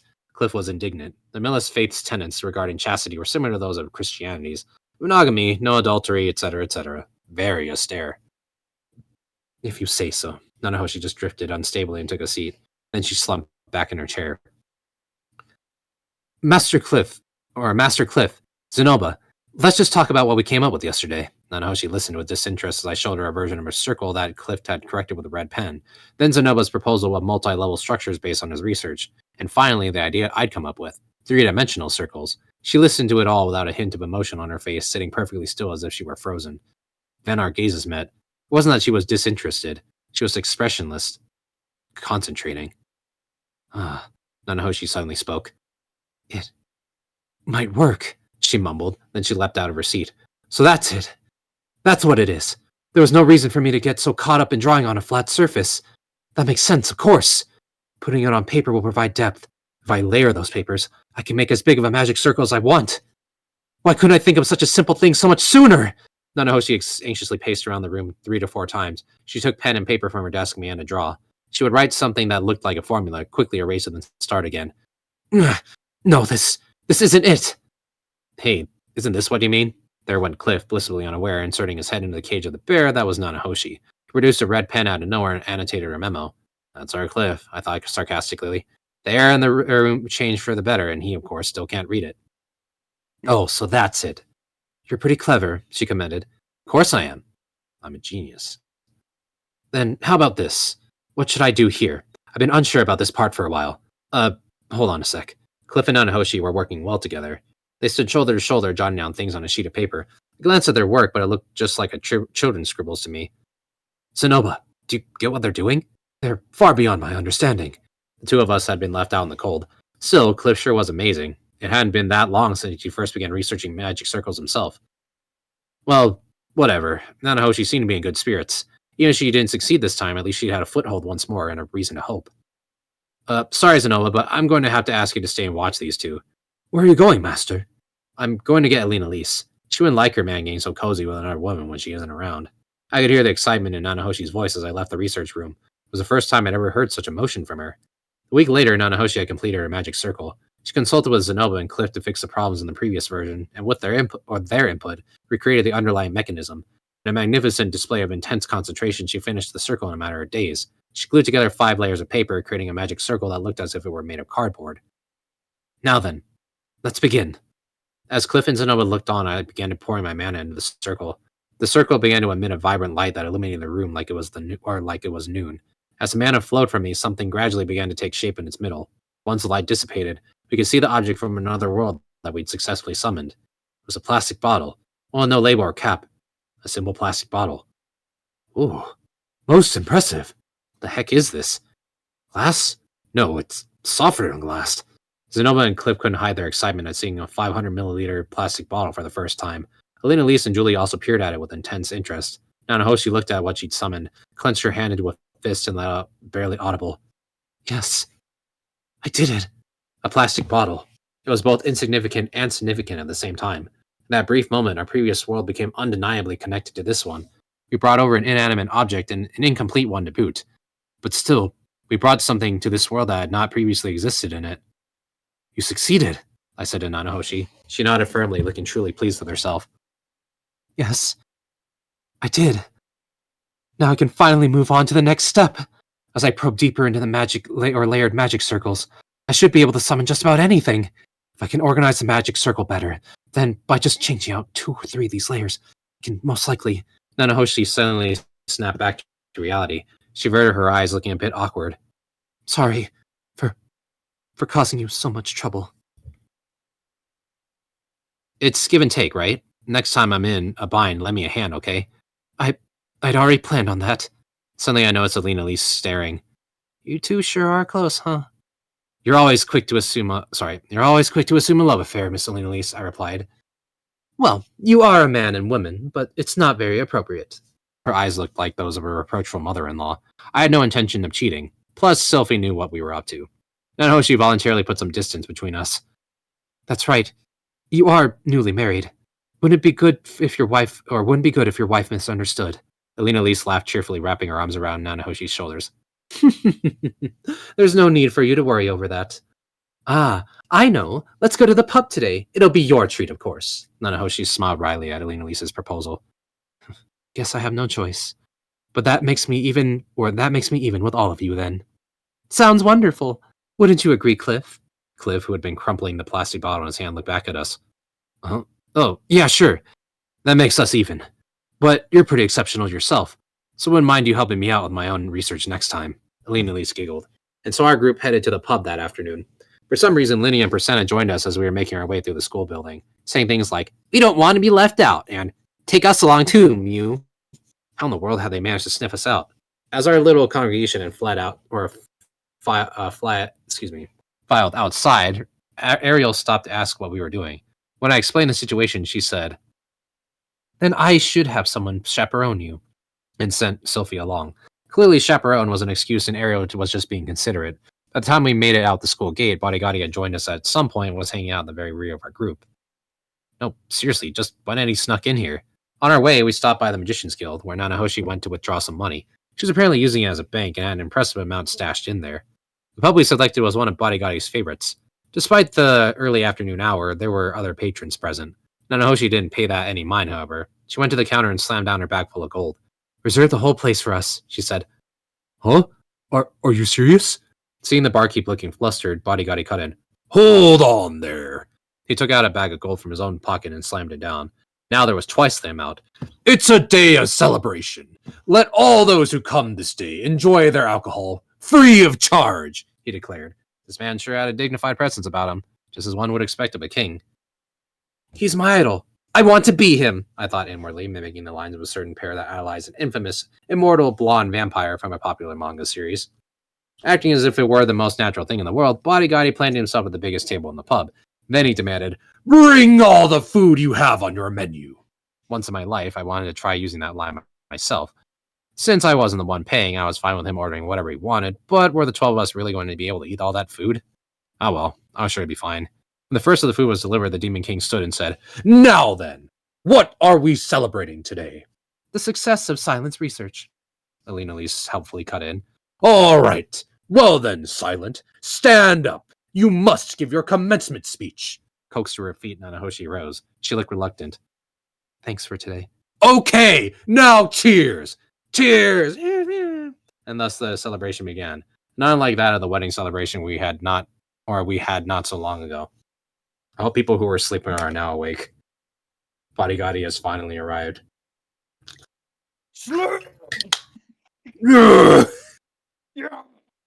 Bring me everything. It was an enjoyable party. What does it feel when like good things is just a frat bro? He's kind of like that though. You're not wrong. He's like a frat boy with an irresponsible amount of money and charisma. So a frat bro. Exactly. Yeah, pretty much. Yeah. The biggest of bros. He's got 2 sets of arms for it. At least he's nice about it though. Oh no, 3, Yeah. right? Well, Yeah, he's not hazing everyone. Not all frat bros are like shit, you know. I guess that's true. At No. least the ones I went to scope were the kind of like the hazing kind, where they were like, "Yeah, this guy doesn't know what he's doing. Let's make him drink this like really stupidly high amount of liquor." One Oh, And then kick him in and the other things nuts. like This would be that. funny. the Yeah, problem. Oh, no, hazing is when they law. Huh? when they tried to do that to me, I welcomed it.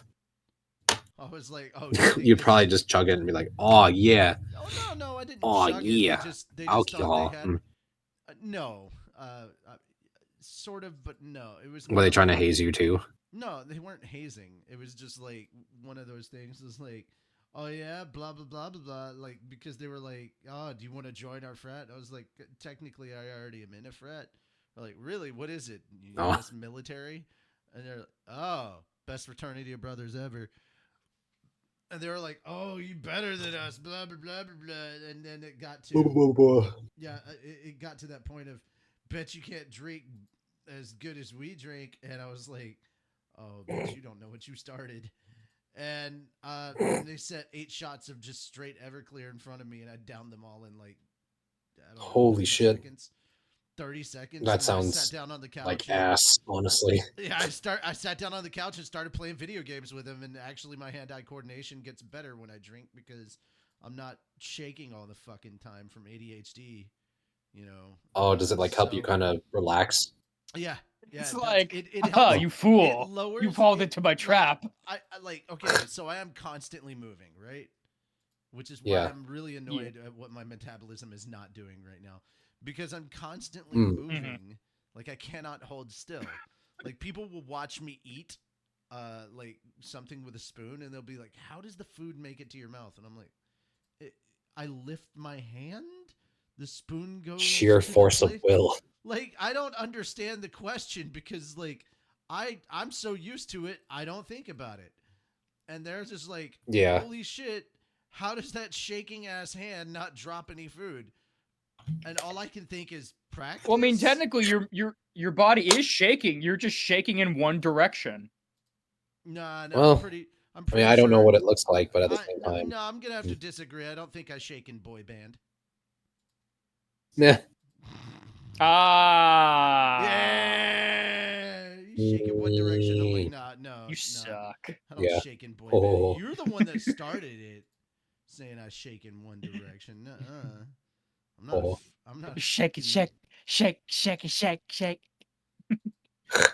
Now I don't know. we're moving on to Taylor Swift. Shake, shake, shake it. That's not. That's Well, not Taylor Swift. that's- But okay. I was not assuming Taylor Swift. You assumed that. I don't know. No, Yeah, that's the shake it off. Shake it off. I think that's hers. I don't remember. No, you Yeah. got it right. It is. Yeah, I hear stuff and I'm like, oh, hey, is that her? Yeah, that's her. She has so much money. He hops into every Discord call. It's just like, I heard Taylor Swift was involved. Like, how'd you even? You didn't hear? No, you weren't even in the call. How'd you hear it? My guy, I heard it on the ether. I don't like Taylor Swift nearly that much, so no. I was thinking Yeah. Shep, but Oh shit. No, not me. I don't listen to her music at all. Shake it off. Ugh. shake it off. I just know that one. yeah, it's like that, Ooh, one 'cause they song play at and my that gym one a lot, set of actually. lines. Well, they play it at my gym a lot, and they have like a playlist that they sift Jim. through. Yeah. And I'm just like, nyarg. Let's go to the gym, I guess guys. there's worse workout music, but still. Jim. All right. Let's see. Sorry. Please continue. Gotta go to the Yes. gym, guys. You were Okay, getting really no far, problem. and I interrupted. Oh, it's okay. We're still good. It was an enjoyable party. When good things happen, people made merry and drank. I'd never participated in a gathering like this in my previous life, not even once. Even in this world, I'd only done it a couple times. When I was an adventurer, I did occasionally drink alongside the parties I worked with, but I always had a sense of cynicism about it. I thought only fools got drunk, noisy, and wild. I would tut inwardly at their lack of consideration for those around them. But now that I was in the fray myself, I finally understood how those people felt.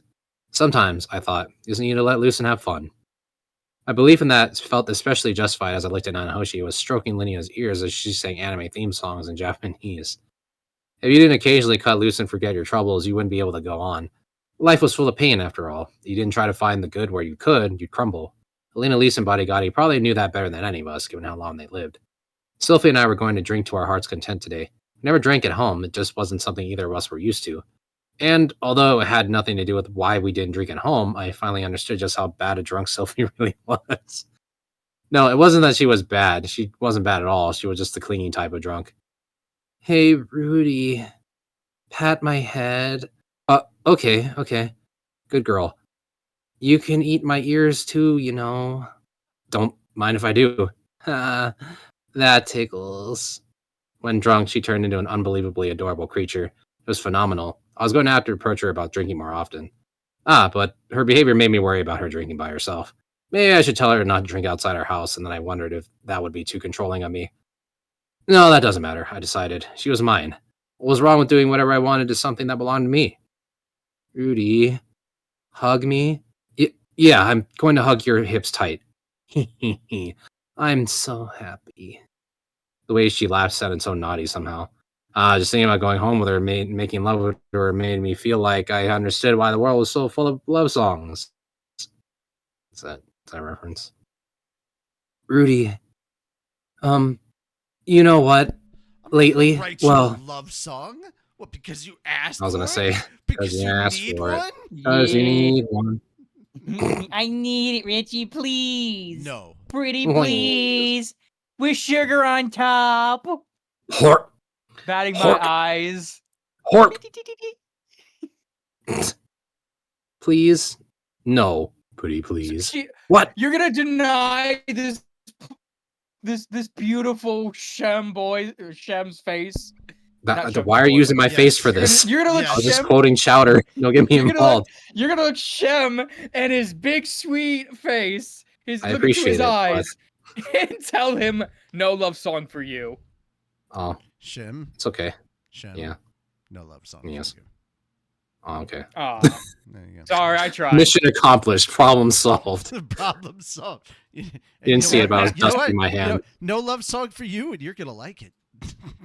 Okay. Okay, there you go. Yeah. I'll take it. I'll appreciate it. Problem solved. There we go. No hate. Appreciate. No hate, appreciate, indeed. Yep. I'm just not gonna I have write her a love to song. figure out What, because you asked for Rudy's it. or Because you Sophie's need fucking one? voice. It's really It's so stupid. doesn't on my way. man. Nah. I was trying so hard to like stay quiet and not laugh. Yeah. It was I was gonna so- say. It was so But tough. in the end, it didn't How even do I- matter. Because you Um, caved. No, I You didn't. cave. No, I didn't. I didn't cave. I didn't just. You caved and replied. Oh, Like the that's Johnson. That's not caving. Cave Johnson, funny. Yes. I see Yes. what you did there. Now, Cave Johnson, on the other hand, You he is understand. funny. I'm trying to figure out how the fuck to voice Sophie. Drunk Sophie is a weird voice. Good luck. Yeah. I have no direction. Rudy, Saint guidance. who is um, drunk. You know Just what? go like with the Saint that's a drunk. There you go. Lately, it's like leaning towards like Valley Girl, who's like really stoned. Do it. I don't care. Oh, it's I'm not like- as Yeah, thick as you just, drunk. you know, yeah, Rudy, that probably would work. you know what? Lately, well, I've been feeling jealous. Yep. Yeah. Slur your You words know, a little I- bit. Rudy, I'm starting to you know what? starting to think I drank too Lately, much there, yeah. Rudy. You know, I'm not as Yeah, thick. she's like I'm- that. I'm Rudy, not- come cuddle me. Have you I'm not observed? feeling Have you observed a jealous. lot of drunk people before? Back in college, yeah, but it's been a while. But I mean, okay. I remember one dude was like, "Dude, you're my best friend." Yeah. Yeah, that's what he said. They also tend to repeat like pieces of sentences. So it's like, Oh, so you're like a Rudy, really you know good guy. what? Yeah, you know what? You're a really Yeah. good guy. I'm not as think. Oh, and they get indignant if you say that they're drunk. I am not as think as you drunk I am. How Yeah. I'm dare not. you? I am not. How you dare? I am not an alcoholic. Alcoholics go to meetings. As one of my friends said, Hey, it's hey, not look, alcoholism, look, it's look, day look. drinking. Rudy, I'm Yeah. fine, okay? I'm fine. See? I'm totally. And she flips stop like That's trips starting. over. a little. That's I'm starting. fine. That's starting to lean a little too close to an orange president we currently have. Yeah, that I don't like at all. Oh my god! Anyway. Don't like Is voicing. that's the thing. That's the secret lore. Yeah. He's secretly drunk It's all a the secret, time. Captain. mean, That's my secret, Captain. I'm Really always like Trump. even then. No, I'm always Yeah, Trump. I'm always Trump. That's my What a secret, shitty Captain. existence. I'm always Trump. God damn. What a shitty experience and what a shitty existence. Unless you're Ugh. me. God damn. Ugh. That was disgusting. Gross. Anyway, That made me feel Anyway, yeah, unclean. Ugh. made you feel. I need to take a shower. Anyway, Imagine. I was about to say Yeah. that too. I was like, excuse me, guys, I'm gonna go take a shower for the rest not of the night. simple and clean like I like. Nerd. Not the way that you're making me feel tonight. Uh, Oh, well, it is. All right. Yeah. You know, fair. It is hard to let you go. Yeah. Hmm. It is Yeah. hard to let you go. Yeah. I actually really like that song. I mean, when you walk away, It's a you don't bop. hear me say- You don't hear me say ah. I don't know if I like the slow version or like the I techno love- fast no, version no, because they're I- both kind of I a bop. love that. By the way, I love that you brought that up. I can't tell you why, like live, but I love that you brought that up. I can't wait to reintroduce really? that song to a bunch of people and just give them trauma. It's gonna be fun. Oh god. Yeah, that's fair. I'm gonna use that song to induce trauma later. It's gonna be fun. Hurts. Yeah. All right. Hooray. I love. Sounds I love good. that. I love that anybody that's actually watching and paying attention to this is gonna be like, "Oh shit, oh shit." He was foreshadowing him. I'm like, "Yeah, I was. Yeah, I was. Epic Foreshadowing. foreshadowing. I knew what I was doing." Nerd. Nerd. All right. No, you're a Hasn't nerd. this see if I David remember. Beals? Oh, you just scream foreshadowing Like in his ear. Gigante. I like Nergigante. It's a cool monster. Nergigante? How dare? Yeah. It punches into the ground and shoots spikes and goes and fucking shakes. It's pretty cool. And shakes Like a it dog. off. Shakes it off. Yeah. Hoo-hoo. He does though. He kind of like shifts his body and needles fly off. It's cool. Anyway, Good old El Gigante. El Gigante. Yeah. El Gigante. That's a different game. That's Resident Evil 4. All right. Anyway, continue. Okay. Yeah. Rudy, you know what? Lately, I've been feeling jealous. What? Seriously? Of whom? I won't go near them anymore. I'll completely cut ties. Actually, it's Mr. Regjerd. You told me about him recently, remember? It's Mr. Regjerd. When you talk about him, you just look so, you know. Yeah, but I just really look up to him. Please try not to let it get to you. I don't like it. It's Mr. Regjerd. I only want you to pay attention to me. That wasn't what she'd said when I told her about Regjerd. This must be how she really felt. I always thought it was scary how she seemed to accept everything with such perfect equanimity. But maybe it's only seemed that way because she worked hard to make it so. Just as I pulled Sylphie onto my lap and the two of us started to fool around, Nanahoshi came over. She was drunk and trying to pick a fight. So sweet I could puke. Knock it off already. Do you even know how many years I've been without my boyfriend? Was she already done singing? I'd be happy to sing a duet with her. As long as she picked a fairly mainstream song, I would probably be familiar with it. And then again, it might be that generational gap all over again. At least go somewhere. People won't have to look at you if you're going to make out. Come on, don't be like that. They've got alcohol here. Let's have some fun together. Besides, I've been wanting to say this to you for a while now, even from inside my room. Toot toot, creak creak. What the hell is marriage anyway, huh? What is it? I mean, it's fine, whatever, but what the hell? There I was, totally down in the dumps, and you two were having sex. I could even hear your voices echo at night. Got it? Bodyguard suddenly lifted Nanahoshi into his arms. Come along. Today, you will sing me your bizarre songs. They're not bizarre. They're popular in my world. How very interesting. I know not what world it is you come from, but sing them for me. Go on then. Sing as much as you can. Hold on. I have to say something to Rudius first. You are better off singing if you have nothing nice to say to the man who helped you. Now sing! I was just leading into what I really wanted to say. No, she barked in protest. She probably wanted to express her gratitude. Still, I only did what anyone would do for a friend in trouble. She didn't need to thank me. Besides, she had to have quite the social status to warrant being kidnapped by a demon king. It was almost as if she were the princess of some kingdom. That is, if said princess had been carried off to a pub instead of a cell. And there was always a stage in a pub. After a bit, Nanahoshi began singing. An accompaniment joined in belatedly. At first, I thought maybe a troubadour was here, but it turned out to be Bodyguardy holding the instrument. I didn't know he could play. Also, he asked her to sing for him, and yet he was performing alongside her. I definitely didn't understand him. All that aside, it was a familiar song. I couldn't quite place where it came from. Ah, that's what it was. Gandhara, the ending theme to the TV series Monkey. That definitely wasn't something I expected her generation to know. Then again, it was pretty famous, though. That said, she sucked. Badly. Horribly. Maybe it was because she wasn't syncing with the accompaniment. No, they both suck, and that was why they couldn't even sync up with one another.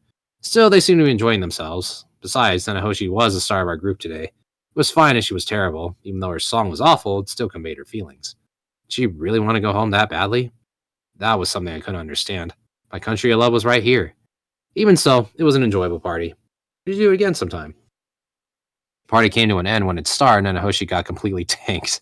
Linnea and Persenna carried her off to her dorm room, where they were apparently going to have a sleepover. The rest split off into groups. The heavy drinker side visited a different pub for another round. Sophie and I opted to return home. In her drunken state, she giggled and clung to my arm. Her legs were a bit unstable, so I kept an arm around her waist to support her, suddenly gaining insight into how playboys felt when they went into group dates and knew they were going to score. Of course, I had no such impure thoughts, though that would change once we got home. Rudy, isn't it kind of noisy? Sophie said suddenly. Now that she mentioned it, I strained my ears. I could hear the sound of someone banging on something and voices arguing. It sounded almost like when cats fought. As we approached our house, we saw a group standing at the door, noisily banging on it. From afar, all we could see were their silhouettes. Some neighborhood brats, maybe, or thieves of some sort. My mind was still muddled from the alcohol, but I activated my demon eye to be safe. Sophie slapped at her cheeks and, though still unsteadily, stood on her own 2 feet. Rudy, I'm going to detoxify us. Got it. Sophie voicelessly cast detoxification on me, and I could feel the alcohol inside me evaporate. It didn't completely sober me up, but my head felt clear. Careful to make sure our would-be thieves didn't spot us, I crept quietly towards them. That's when I heard their voices. The whole reason it got this late was because you got us lost, Norn. Same for you, or it goes for you, Aisha. You're not the one, or you're the one who said it was definitely that way. Besides, we don't even know if this really is the place or not. What are you going to do now? All the inns are already closed. Now we're going to have to make camp outside in the cold. I don't like this either, but you're the one who said we'd stay at his place, so we didn't need a room today. I didn't want to stay at his house, but you forced me to come along. That's because we told Ginger we'd be alright. Getting a room after that would be stupid. You're always like that, acting like you're better. Screeching voices, children's voices, one that sounded a bit familiar to me, and in the midst of their exchange I heard names I knew. Then finally, both of you calm down. This is definitely the place. Both of you calm down. This is definitely the place. There's a familiar presence here. A composed man's voice. The instant I heard it, a whirlpool of indescribable emotion rose within me. I let out a sigh of relief and stepped in front of them. Big brother! My 2 little sisters, who'd both grown considerably, stood dressed in matching Arctic outfits in different colors, like the characters from Ice Climbers. Norn Greyrat and Aisha Greyrat. The one with a complex expression on her face was probably Norn, and the one with a look of fierce determination was probably Aisha. Big brother, I missed you. Aisha came flying at me, wrapping both arms and legs around my torso like a little monkey. She rubbed her cheek against mine. Her skin felt cold, though I might just have been warm from the alcohol. Ooh, you feel so warm. You stink of alcohol. And you're making me cold. And you're making me cold. Please let go. As I peeled Aisha off me, I looked over at Norn, who had her lips firmly pursed. She dipped her chin in greeting. Do you drink alcohol? She asked. Yeah, we had a bit of a celebration. She looked perturbed, and I didn't think it was because she was shy. Paul had mentioned she wasn't my biggest fan. Then behind Norn was, it's been a while, Rudius, said the bald man with a scar on his face, a proud warrior wielding a lance, looking no different than I'd seen him last 3 years ago.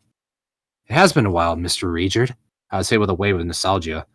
Remembering the days we traveled together, just the 3 of us, how we met, how we parted. What should I say? While I was searching for words, Regard suddenly looked behind me. I heard at the Adventurers Guild that you'd gotten married, but... I see it wasn't to Eris. The person he was gazing at was Sylphie. Her expression turned to surprise, but she quickly bowed. Rudy, for the moment, why don't we invite them inside? Oh, yes, that's right. Come on in. I unlocked the door and gestured them in. It had barely been a month since the letter arrived. They were here much earlier than I expected. Chapter 12, Nostalgia and Frustration. I was currently perched on one of the living room couches. Seated across from me was Regard. Sophie had guided Aisha and Norn off to the bath. Sophie and I had both sobered up. The smell of alcohol was still probably lingering on our breath, but detoxification magic had at least lifted the inebriation. As I looked at Regard's face, illuminated by the crackling fire, I remember the first time we met. Our memories flooded in. Time we traveled with Eris, just the three of us, and other things. It really has been a while, I said. Yeah. Regard had narrowed his eyes and lifted the edge of his mouth, just the way I remembered. First of all, I guess I should say thank you for escorting my little sisters here. No thanks needed. Protecting children is only natural. Right. That was Regard for you. I remember jokingly calling him a lolicon when we were traveling together. Still, I was surprised to see the person Paul mentioned in his letter was Regard after all. I considered the possibility it might be Ghislaine, but given that the task was escorting children, Regard was the best man for the job. So much so, in fact, that I would have hired him to be Aisha or Norn's bodyguards for life, if that were possible. Anyway, or any rate, it had been a long time since the two of us had talked. What had we even to talk about back then? Regard was quiet, not the kind who went in for small talk. By the way, what happened to Eris? Regard asked bluntly. It was a question I didn't really want to answer, but he deserved to know. A lot of things. Let me start from the beginning. I told him about what happened after we parted ways in front of the refugee camp and about how Eris and I slept together. How immediately afterwards she disappeared and I fell into the depths of despair. How I couldn't recover from it. How I spent the intervening 2 years searching for my mother. How I met Lena Lise and heard about what was going on. How I followed the man god's recommendation and enrolled in the school. How in turn that led me to reuniting with Sylphie and how she'd helped me recover. Then about our wedding. I see. Regard listened quietly the whole time without saying a word. Finally he said, That happens often. It happens often? I repeated. He just nodded. It's an outlook warriors often get bogged down by. I'm sure Eris doesn't hate you. But she said the two of us weren't well balanced. I have no idea whether she meant those words literally, or if you just misunderstood her meaning. Misunderstood? Yes. Eris was never very good with words. Regard would know. He wasn't either. At the very least, she liked you when we were traveling together. If you had the opportunity to meet again, keep a cool head and talk to her about it. Had I gotten it all wrong? When she said we weren't well balanced, did it just mean she wasn't at my level? Had she left to go get stronger so she could achieve that balance and then return? In which case, maybe her meaning had been, wait for me. Even so, it was too late to be told that now. No matter what she'd meant, I'd still spent 3 years suffering. 3 years in which I hadn't heard a peep from her. The person who'd finally saved me was Sylphie, not Eris. What was I supposed to do now? Toss Sylphie aside and make up with Eris? There was no way. Besides, honestly, I was still a little terrified by the thought of meeting Eris again. It wasn't as if I didn't trust what Regard was saying, but there was the possibility that she really had just gotten fed up with me. It would be a real blow to my feelings if I approached her with the intention of reconciling, only for her to punch me and refuse to look me in the eyes. Let's stop thinking about it, I told myself. Whatever the truth was, I couldn't change the past. Dwelling on it wouldn't help. I changed the topic. What have you been doing all this time, Master Regard? Yeah. He looked like he still had something he wanted to say, but still nodded. After I parted ways with you two, I headed for the forest area in the southern region. Apparently, Regard had guessed that the Spur tribe hiding in the central continent would be in the forest. He made his way to the dense forest to the south of the King Dragon Mountains, where he conducted an exhaustive research for 2 years. Ultimately, he found no trace of the Spur, though he did find several items belonging to the people he believed to have died during the displacement incident. He delivered those to the closest town. His search of the forest yielding nothing, Regard headed south along the coast and arrived at Eastport. He planned to catch up on the information coming out of the Millis there, then head north to search the conflict zone. However, as luck would have it, he ran into Paul. After that, everything happened just as Paul had written in his letter. When Paul hesitated over whether or not to send his two girls away, Regard volunteered to act as an escort. Oh, I met your master, too. Master Roxy? Yeah. Regard had a strained smile. She was a little different from your description. Really? In what way? The second I said my name and she saw the gem on my forehead, she was completely terrified. Come to think of it, Roxy was the one who told me that Spirit Tribe were terrifying killers. As a member of the Meagard who lived in fear of the Spirit, her reaction was probably inevitable. I wish I could have seen it, though, Roxy trembling in terror at the sight of Regard. So, I heard you traveled alongside Miss Ginger all the way here? Yeah. We arrived in the evening and went to the university, but couldn't find you there. They'd thought I lived in the dorms, of course. I'd already left for the pub at that point. And I guess no one knew where I'd gone, so they asked for my address instead. To make sure they didn't somehow miss me, the three of them went looking for my house while Ginger split off to cover more ground. However, they got lost along the way, either because Aisha or Norn got the street wrong, or because a person who explained the house location had done so incorrectly. As they wandered the city, Regard picked up my footprints and followed them to our house. So that's what happened, I said. I must convey my gratitude. Thank you. There's no need to thank me. I couldn't help but smile at his words. One of my greatest sources of pride was being recognized as a friend by this man. Anyway, you guys sure got here fast, I said. The letter had only arrived last month. I thought it would take them 2 or 3 months to get here at the earliest. Your little sister was eager. Which one? Aisha. It was thanks to her we were able to travel so quickly. According to Regard, Aisha had proposed they could accompany a merchant caravan so they could travel at night, too. Such caravans generally didn't accept outsiders, so Aisha offered them Regard and Ginger's services as guards in exchange for letting her and Norn ride along. It was a good deal, though the negotiations hadn't been easy. Every time their current caravan reached its destination, they would move to the nearest town in search of another one. It was through this rapid changing of caravans that they were able to travel so efficiently. They would gather information on the caravan schedules and locations, sometimes even retracing their steps to a previous town to hop on a caravan that suited them better. When the three of them asked Aisha why they had to do double back, she said, "Because this way is faster." Amazing. That must have been rough for you, though, huh? If you were moving around in the daytime and acting as a bodyguard at night, that means you had to be awake all the time. It wasn't. I'm used to traveling continuously without rest, and have been for a while now. But, it was the first time in a while that I felt like I was being ordered around. He gave a thin smile as he said that. Perhaps he was recalling the time of the Lapless War. Aisha, that little stinker. Well, I'm not really sure what to say, but it seems my little sister caused you a great deal of. It's just a funny story. As usual, Regard was soft when it came to children, but even if he didn't mind it, we couldn't raise Aisha to be the kind of person that ordered people around. I'd have to give her a piece of my mind later. But she just slept like a log while you worked nonstop, didn't she? I argued. She wasn't sleeping. She was constantly calculating our route, planning for us to travel in the most efficient way possible. Okay. So she hadn't been making Regard do all the work. If that was the case, then I couldn't fault her. She's still a child, though, he added. Aisha's gleeful no breaks plan apparently didn't account for their stamina. Partway through the journey, she and Norn both collapsed from exhaustion. According to Aisha's internal schedule, she planned for them to arrive before winter, when the weather would make it difficult for them to travel. That was how they made it here faster than the letter suggested. Miss Ginger must have had a rough time of it as well. How was she? She was actually quite happy with our pace. She said she wanted nothing more than to see His Majesty as quickly as possible. There were a lot of people in this world with muscles for brains, it seemed. Ginger sure was a loyal one. She probably had been reunited with Zenova by now. How would she react when she saw Julie? I wish I could be there to see it. She intends to resume serving the prince, apparently, Rager confirmed. I see. By the way, how long do you plan to stay here? I asked nonchalantly. I assumed the answer would be about a week. It wouldn't take that long for me to introduce him to all my friends. I was sure Zenova would be delighted. Lenny and Persenna would probably also have something to say. Who knew what Cliff would think? Regard and Bodyguardi might already be acquainted, actually. Those thoughts came to a crashing halt when I heard Regard's response. I leave tomorrow. That's quite soon. I heard someone saw a devil deep in the woods to the east. I planned to check that out. Regard had already sniffed out his next stop. I did think he'd afford to stay a bit longer, but it would be insensitive of me to keep him. Besides, he said, I have no intention of getting in your way. Of course not. You'd never be in my way. I would never treat him like a nuisance. It's also a bit difficult to be here. There was a loneliness to his voice. Perhaps it came as a bit of a shock that Eris and I weren't together. I didn't know exactly how Regard felt, but if I were in his position, I might also find it a bit difficult to watch me cozying up so lovingly to Sylphie. I guess I can't blame you for that. It felt like a rift had formed in our friendship. Maybe Eris was the foundation that kept us together. Rudius. I lifted my head when he called my name. Apparently I'd averted my eyes at some point. Regard gave me a thin smile. Don't make that face. I'll come back again. It was all I could do to force a smile in return. I didn't regret the fact that I had married Sylphie. However, I did feel as if I'd made some kind of mistake here. If I happen to meet Eris, I'll see what she has to say. Please do, I replied, looking straight into his eyes. I found a gentle light burning within them.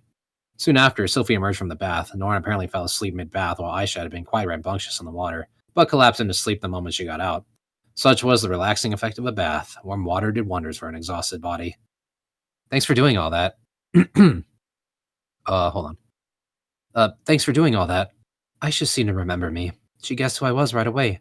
Quite unlike someone else we both know. Your hair is longer, you're not wearing sunglasses, and you're not in boys' clothes, so it doesn't count. But Norm didn't seem to remember me. It's rare for a 3 or 4-year-old to remember our other neighborhood kids. I guess. Sophie had changed the girls into pajamas and tucked them into the same bed. Talking to them would have to wait till tomorrow. It's a pleasure to meet you. I'm Sophiette Greyrat. Yeah, I'm Ruijerd Superdia.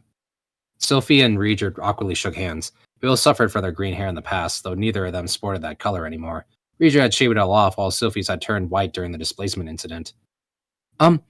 Ruijerd, what would you prefer in terms of a room? Anything is fine. Rudy, should we have him use the big room? He's an important guest, isn't he? I didn't think Ruijerd would be particularly concerned about the size of the room. Besides, he wouldn't use the bed anyway. Sleep wherever you like. Think of our home as yours. Yeah, I'll do that then. Well, I'm off to sleep. Ruijerd finished speaking, then stood up. All right. Good night. Sophie and I just stood there stiffly, listening as he moved through the house. Apparently he'd entered the room where the children were sleeping. That lolicon bastard. Nah, just kidding. When we traveled together, he never took his eyes off us, even when we slept. That was just the kind of man he was. Besides, he let us hear his footsteps on purpose. If he were up to something suspicious, we would have silenced them and moved with stealth. Did I do something to offend him? Sophie asked anxiously. Ruijerd had been a bit curt. It seemed he had some conflicting feelings about my marriage to Sophie, after all. No, you haven't done anything wrong. He just takes a bit to warm up to people he's just met. That's all. If you're sure that's all it is, Sophie had a slightly wounded look. Let's go to bed, okay? Okay. I'd skipped dinner that night, but I wasn't even hungry. Oh, I should have at least provided Regis something to snack on, I thought as I put out the fireplace and checked the lock on the front door. We already had the most useful security system in the house, but I still wanted to be safe. After turning off the lights, Sophie and I headed up to the second floor together, then we slipped into bed. There, Sophie said, Let's, just skip today, okay? Huh? Oh, yeah, sure. We held off on the sex that night. First time we'd skipped for a reason other than her period. Excuse me. Ugh. The next morning, I woke in bed just as I always did. Sophie was still asleep. Normally, she was curled into a ball, using my arm as a pillow, but today she was using her own pillow and had a tense look on her face. Ordinarily, my affection for her came unbidden, together with a pinch of sexual desire, and I reached out to touch her chest. Then, as I had that source of perfection nestled in the palm of my hand, a wave of bliss would wash over me. I didn't feel that sensation today. Instead, I felt under the weather. It wasn't a good day for my rising dragon. I should have been happy since Regis was here, but it seemed Eris was really weighing on my mind. I felt gloomy and restless. Though I didn't feel too motivated, I decided to start my daily training anyway. I was sure that 5 minutes, no, 10 minutes, of exercise would perk me up. With that in mind, I stepped outside. A chilling scene awaited me. Someone else was already standing at our front entrance. 2 towering figures, actually. One a bald warrior, a man who'd shaved his hair in order to hide his green hue. He wore none of the Arctic clothing common in the region, but was dressed in civvies, bearing a lance. It was a Ruijerd. Then there was the other man. He had a large, brawny body with skin as black as pitch and purple hair. Bodyguardi had his 6 arms folded together over his chest, giving off an immensely imposing aura as he stood in front of Ruijerd. The chill in the air was intense, volatile. If someone lit a match, it might explode. Bodyguardi wasn't smiling, which was rare. In fact, he wore no expression at all. Ruijerd had his back to me, so I couldn't see his face. Did this mean they knew each other after all? They'd been both alive since about the time of the Laplace War. One the captain of Laplace's Imperial Guard, the other in the moderate faction on the opposing side. Ruijerd currently despised Laplace with all his heart. Back then, their circumstances had probably been quite different. Bodyguardi gave me a glance, and then looked at Ruijerd once more. So that's it. He nodded, apparently having satisfied his curiosity. Then, without saying anything more, he turned on his heel. The snow crunched beneath his feet as he disappeared in the distance. Ruijerd silently glanced over his shoulder at me. He looked a bit anxious. It was a rare thing to see him in cold sweat. Did something happen between you and King Body? A long time ago. I could infer the rest from his short reply. I heard the madness of the Spurred tribe had led them to attack any who crossed their path, be they friend or foe, and that had to have included some of Bodyguardi's people. Regardless of how uncommitted he was to ruling, he was still a king. I wondered what their relationship had been after the war. I couldn't picture someone as optimistic as Bodyguardi seeking revenge on the Spurred. If anything, he probably championed the powerless citizens that Spurred had hurt. Even if Laplace had been the cause of the Spurred's destructive tendencies, Ruijerd had still killed people, and Bodyguardi had gotten his revenge for it. I was sure that was it. No, wait. It was possible Bodyguardi didn't know how or why that what went down with the Spurred tribe was Laplace's fault. I should talk to him about it next time we met. Come to think of it, how would he react if I told him that I planned to mass produce and sell Regerd figurines in the future? Mr. Regerd, just to be clear, that man has been good to me ever since he came to the city.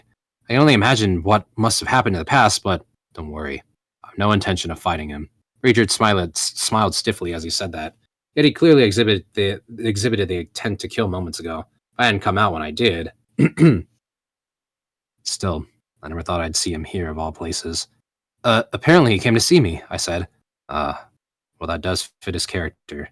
Regerd forced another smile before returning to the house. The whole encounter had thrown me for a loop. I would have thought cheerful, easygoing Gotti could get along with anyone. When I returned to the house, Sophie was awake and preparing breakfast.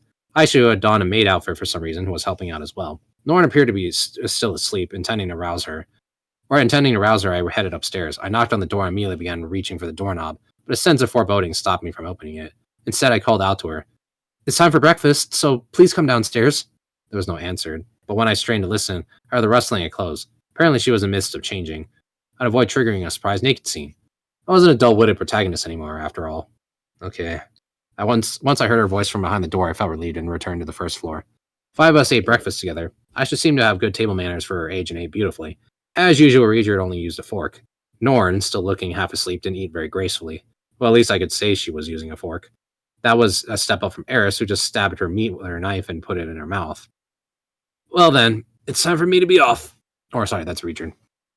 Well then, time for me to be off. As soon as our meal was finished, Regerd prepared to depart. He had very little on the way of baggage, so he wasn't carrying much. 5 of us set out for the city's exit to see him off. Regerd claimed that wasn't necessary, but it wasn't a problem of necessity. It was only natural to see a friend off. There wasn't much conversation as we walked. Eventually, Norn grabbed onto the hem of Regerd's shirt, quiet enough that it could almost go unnoticed. Regerd, however, did notice and slowed his pace a bit. I eased up to match with them. Norn didn't seem to want to part with Regerd, and I understood the feeling. Perhaps I should beseech him to stay after all. One night just wasn't enough to catch up, and there were people who I wanted to introduce him to, and the mountain of things I wanted him to see. But the thought of Eris held me back, as expected. I didn't want to cause Regerd discomfort. It wasn't any fault of Sylphie's. It was just that I felt like I couldn't really talk to Regerd until I cleared the air with Eris. Yet, right now, I didn't even know where she was. As I debated these things, we arrived at the city entrance. Well then, stay safe, Regerd told me. You as well, I said. Our goodbyes were short. There was so much I wanted to say. I couldn't just find the words in the moment. Well, it wasn't as if this was goodbye forever. I just had to talk to him again once things had calmed down more.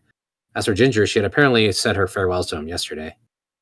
Thank you for taking care of us, Aisha cheerfully bowed. She surely understood her fast travel schemes would have never worked without Regerd. That, I was sure Regerd had protected them from dangers unbeknownst to them, too. Aisha. Excuse me. Aisha, don't demand too much, Rudius. Yes, I know. Regerd smiled stiffly and patted her on the head. Mr. Regerd? Norn still hadn't let go of Regerd's shirt. She had an anxious look that clearly said that she didn't want him to go. Don't worry, we'll meet again. Regerd offered her a small smile as he rested his hand on her head. Seeing the two of them stirred up old memories. Back when I made that same anxious expression, Regerd would also stroke my head. Norn looked down and lifted her face. She tried to say something, then pursed her lips. Her face contorted into several different expressions as she finally made up her mind. I want to go with you, she declared. Regerd looked around troubled as he stroked her head, saying nothing. However, as the seconds passed, Norn's eyes quickly filled with tears. Rely on Rudius from now on, not me, he said. But I can't! He and father! That's in the past. He's already reflected on his actions. Your father did as well. I told you about the hardship he'd been through as we traveled. Even you accepted that. But yesterday he was drunk, and he's with a different girl this time than he was last time. I can't trust him. The air around us seemed to grow chill when she said that. Well, maybe it was just my imagination. After all, I'd already told Sylphie about Eris.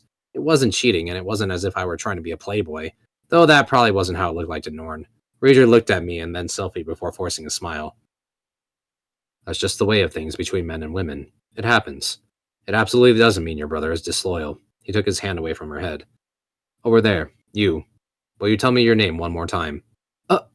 Yes. I'm Sylphiette. Sylphiette. I leave these two and Rudius in your care. Of course.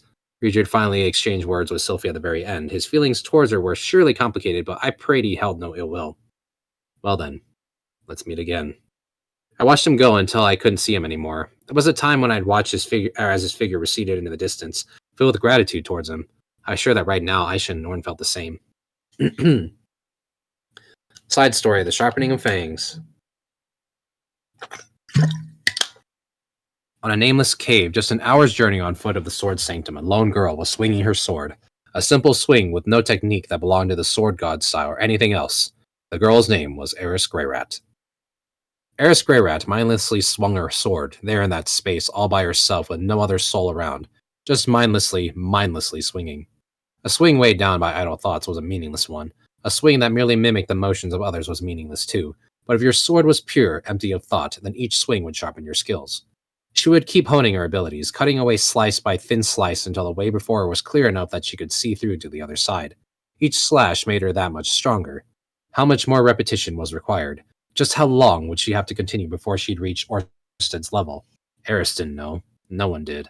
Perhaps she would never be able to reach that level, no matter how hard she worked. Such thoughts were exactly the meaningless kind she was supposed to avoid. Eris clicked her tongue. She shook her head and sat down to think. It was annoying. She wanted to defeat Orsted, but the more she thought about it, the further he seemed to get from her. At one point, her master Ghislaine had told her, "Think." Eris, however, was bad at thinking. No matter how much she racked her brain, she couldn't produce an answer that satisfied her. Compared to that, her second teacher, Weijerd, had been much better. "Do you understand?" he would ask. He would knock her down, then just ask her whether she understood or not, over and over again. He would keep going until she finally got it, without her having to use her head as if they were equals. Eris respected Ghislaine. She also respected Weijerd. Frustratingly, the Sword God's teaching combined the good parts of both the people she respected. He had ordered her thusly: "Just swing your sword without thinking. Don't think, just swing. And when you get tired, then think. And when you're tired of thinking, stand back up and swing again." So she did just that. She swung, sat. When she got hungry, she ate. Then she repeated the process of swinging her blade and sitting all over again. At first, she did this in the training hall. Whenever she did that, however, someone would inevitably get in her way. The usual culprits were other girls from the training hall. They would say, "Hey, we're doing fighting practice this morning. Join us." Or, "Hey, food is ready, so come eat." Or, "Hey, can you train with me a bit?" Or, "Hey, you stink, go take a bath." Things of that sort. Become so annoying that Eris just left the training hall. She left and continued walking until she found an unoccupied bit of land and started practicing there. She ate what she'd brought with her from the training hall's kitchen, or whatever monster occasionally tried to attack her. When it was cold outside, she fetched logs from the training hall and used magic to light them for warmth. When she got tired, she would return to the training hall and sleep as much as she wanted.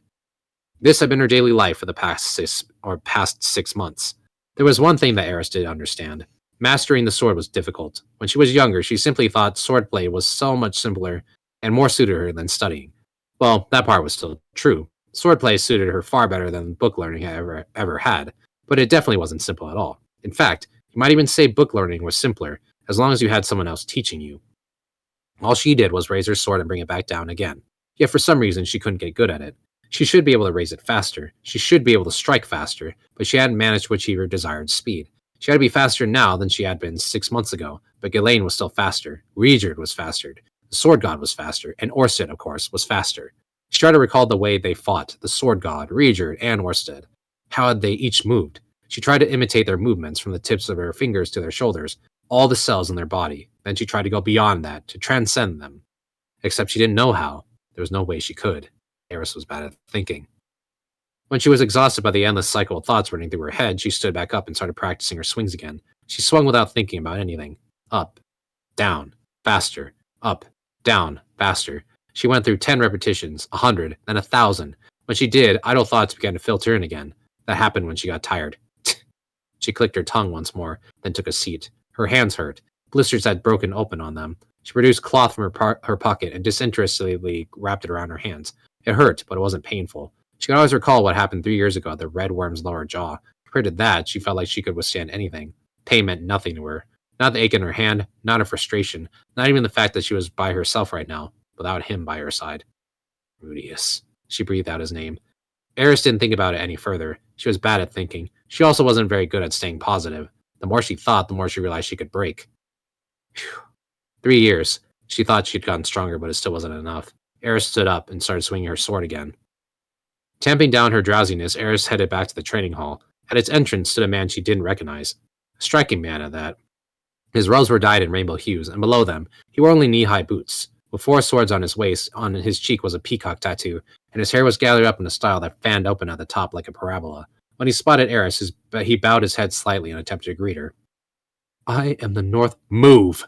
Eris spoke a single word to the man standing between her and the training hall. She did not care to say anything more. She sharpened herself to her very limits with all the swinging she'd done. The glint in her eye as she glared was that of an aggressive beast. Murderous intent swelled from her like an all-consuming blaze. She was a wild animal that wouldn't let anyone come close. What? The man immediately drew his sword. You're in my way! Eris took a step forward as she spoke. To her, the man before was nothing more than an obstacle, one standing between her and her nest. What in the world is this creature?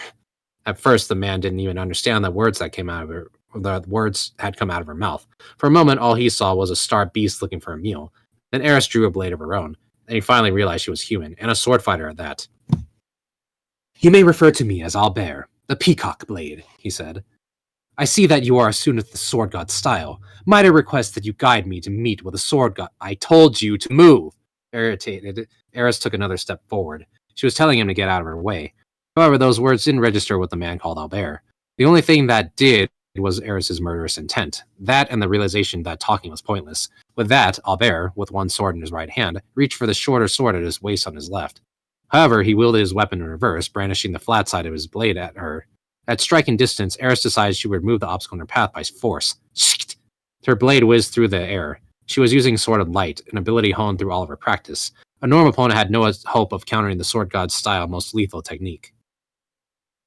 That was only if they were a normal opponent, however. Albert gripped both the swords in his hands and used them to brush off the attack. Eris had perceptibly anticipated his reaction and was now swinging her blade back in the opposite direction. Ha! Eris' sword was stopped by the one in Albert's left hand. She was using 2 hands to wield hers, where he was only using 1, but he easily deflected her attack. Her blade slid off to the side, merely clipping the edge of his hair. Eris' body followed the momentum of her blade, causing her to stumble on her pivoting foot. At that exact second, Albert's right hand flew towards her exposed neck. Eris discarded her sword and dropped to the ground in a crouch. Albert's weapon plowed through the empty space where she'd just been. Eris moved like a cat, flipping herself back over. She was trying to retrieve her sword. Albert kicked her weapon away and it vanished into the snow. Normally that would be the end of the match, but Eris didn't stop. The moment she realized her sword was lost, she flew at Albert with her fist instead. Albert slammed the center of his blade against her cheek with enough force to shatter her cheekbone. It left a single cut on her face. However, even after that, Eris still didn't stop. She swung at his jaw. Albert tried to stop her by using the weapon in his left hand. Her hand tangled with his. Her fingers hooked around the hilt. Albert felt a chill ran down his spine as she realized he was trying to steal his sword from him. This beast wouldn't stop until he killed it. He gave the woman coiled around him a hard kick, sending her hurling through the air. Then he readjusted his grip on his weapon. So the blade was now facing her. Lucky for Eris, when he launched her through the air, she fell right where her sword had landed earlier. Her breathing was uneven as she took out the weapon. She had to kill him. It was then, as Albert wielded his blade and Ernest began emitting a murderous intent of his own, that a voice suddenly cut in. That's enough. The bloodlust ended. Eris had already frozen in place. Having sensed the change in her demeanor from her opponent, the sword god had appeared without them, realizing and was now standing at the entrance of the training hall. Albert put away his sword and Eris flopped down on her back. She stared at the sky, still breathing hard. Her face was twisted in frustration. Albert put his right hand to his chest and bowed his head. It has been too long, Master Sword God. So you came, North Emperor. I read your letter, and then that girl attacked. Ah, incredible, isn't she? It's the first time I've seen a sword fighter that relentless. She was almost like a beast. Ah, so this is the child they refer to as the Mad Dog. Eris listened to their conversation as she stood up. That way she drifted unsteadily forward made her look unearthly. Seeing her, Albert readied his sword again, but Eris just glowered at him and entered the training hall, vanishing into the building without a second glance at the man who was left unfounded in her wake. She wiped at the wound on her cheek as she headed down the hall towards her room, not bothering to brush off the snow clinging to her body. Then when she got to her destination, she threw her sword at the base of her pillow and sagged down onto the hard bed. Just like that, she was fast asleep. She was frustrated at her loss, but right now that was a trivial matter. That evening, Ghislaine visited the ephemeral hall. Seated within were the sword god Gaul Phalion and his guest, the North Emperor Albert. Ghislaine's brows were slightly furrowed, but she showed no outward sign of paying Albert any attention as she tromped over to the sword god and bluntly asked, Master, why aren't you Master, why aren't you teaching Eris anything? The sword god listened and chuckled. Already did, didn't I? How to swing her sword, you mean? No, how to temper herself. He answered as if it were obvious. The normal roughness in his voice was absent, a quiet response. Ghislaine didn't care much for that side of him. That was why she rounded up what smart she had and chose her words carefully. You always said it yourself. Do everything logically. I did. So what are you doing with Eris? She's out there swinging her sword every day like an idiot who doesn't know anything else. But part of that is logical. He looked annoyed. Since when did you become such a nag? Since before I came back here. So you ain't gonna listen to what your master tells you anymore. But... Ghislaine suddenly had a sword thrust at her. To an ordinary person, it would seem as if the weapon just magically appeared in the sword god's hand. Ghislaine, however, could see him unsheath it. She just wasn't able to react in time. In the face of the fastest man in the world, no one could, not even a sword king. Ghislaine, you know, I kind of regret the way I taught you. You used to be like a starved tiger, but now you're like a kitten that lost its fangs. If you'd stayed the way you were, you'd be a sword emperor by now. Ghislaine swallowed hard at his words. She did feel she'd gotten weaker recently, though she didn't think it was all bad. It was true her growth with the sword had stagnated. Still, she gained important things in exchange, intelligence and wisdom, things she hadn't been able to get from mastering the sword. I'm not going to let Eris lose her fangs, too. Gaul put his sword away as if to say, now you understand, don't you? Ghislaine sulked as she responded. I don't understand. Why won't you have her train? The sword god heaved a sigh, recalling that Ghislaine was the kind of child who needed thorough explanations to understand. Listen, if someone wants to get better than me, they gotta be able to figure out stuff for themselves. That was how I got to where I am, after all. Of course, they'll need the requisite amount of talent and hard work to deserve the title Sword God. But let's leave that aside. Eris's objective is the dragon god Orsted.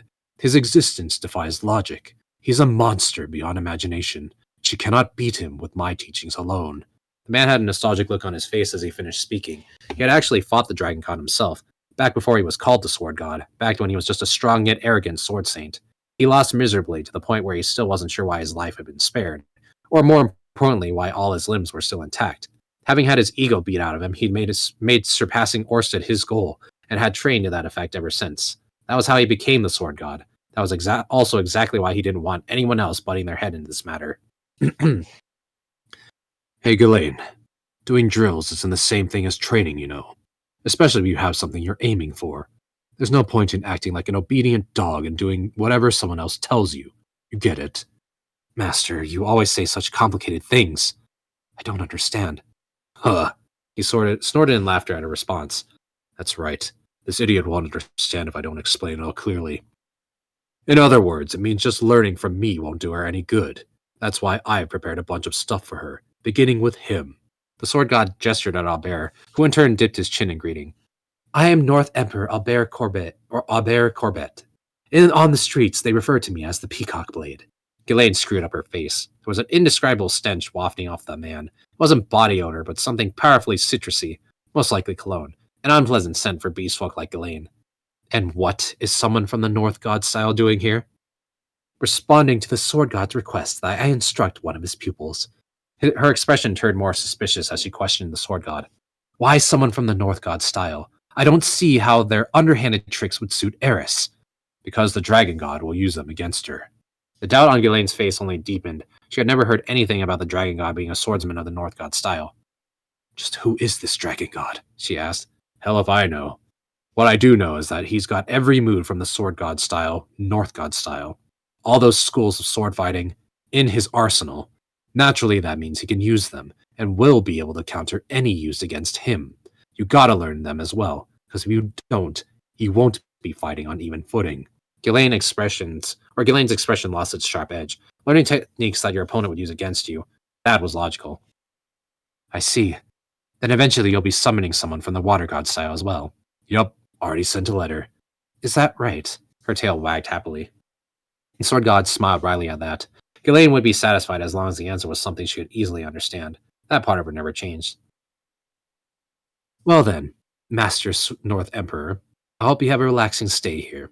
Now that Ghislaine's doubts had been dispelled, she stood up and paid her respect to the North God or the North Emperor. She got down on one knee, as was the etiquette of the sword god style. Indeed. Indeed, Master Sword King. I hope that we can have an amicable relationship during my time here. Albert put his hand to his chest and returned the gesture. With that, Eris's training moved on to the next stage. A year later, she would be recognized as a sword saint. Extra chapter, The Master Babysitter. Okay, since we're so close to the end, I'm gonna let you just go ahead and finish.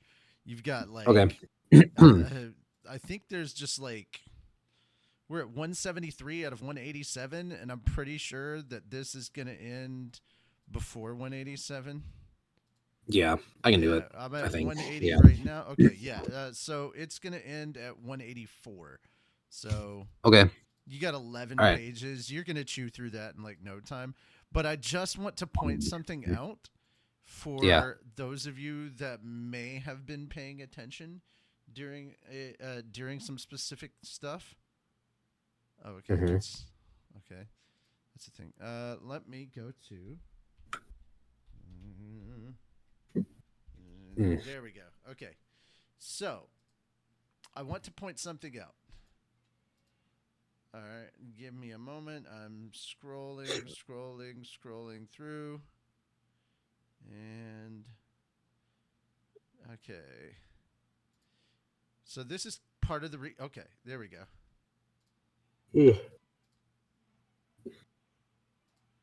Okay. You've seen this guy. Before we got here, you saw this guy. Oh, bear. Albert. That's him. Yep. Peacock. I am screenshotting. Ah, Oh, okay. yeah. The teaser Yeah. or the official trailer for Mushoku Tensei season 3. Guys, That guy. go Okay. to like 103 or 102. I'm trying to see where he's specific. Okay, so it's about the 102 area. No, it's 103. If you go to 103 right after Elise comes through, and they transition to a flame that is almost exactly where her sword strike is, right?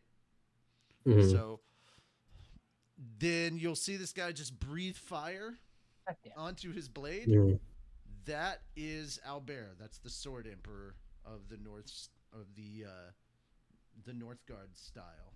And then we won't meet this person for a while, but when we do meet them, you will learn some more. But yes, technically, Eris has also kind of sort of met this person too. That's all I'm going to say. All right. It doesn't feel like it because it's such side story, but there are plenty of characters that are popping up in the side story stuff with Eris that are vastly important in future volumes. Like in the next big arc that's coming up. Holy shit. Mhm.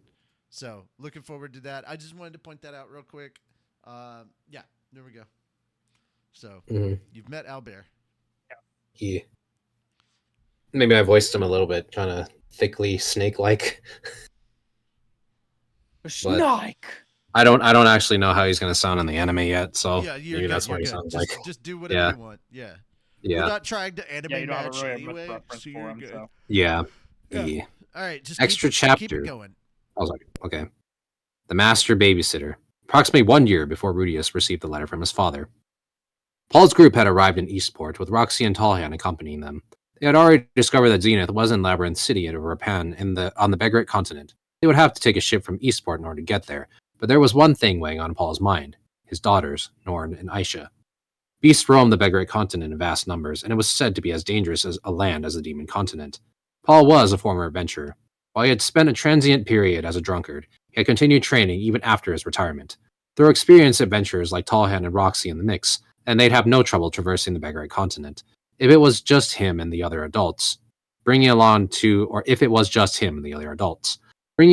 young children along, or bringing along two children along, okay, bringing along two children would be an entirely different kettle of fish.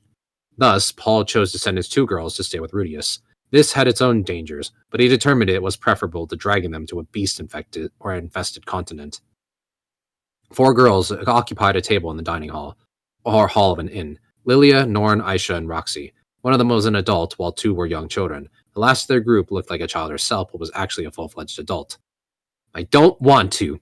One among their number, Norn, was sulking. She carved up the food on her plate with her fork, but refused to carry it to her mouth. I'm going with father. The reason for this dour mood was obvious. During breakfast, her father had announced, Aisha and Norm will be going to live with Rudius. Norn had been unable to disguise her displeasure ever since. Even as they ate lunch, cheeks puffed up in a pout. I'm telling you once again, you'll just be in Father's way if you go with I'm telling you once again, you'll just be in Father's way if you go with him. No, I won't. Aisha was the one bumping heads with her. Unlike Norn, Aisha had pumped her fists in celebration when she heard they were going to stay with Rudius, which was also why she couldn't stand Norn's discontented grumblings, putting a damper on things. As a result, she had been relentlessly criticizing Norn while trying to make herself sound reasonable and convincing. Aisha had no problems with selfish demands, but if her sister wanted those selfish demands to be met, she should go about it more intelligently. She had to do it in a way that made those around her think they had actually won.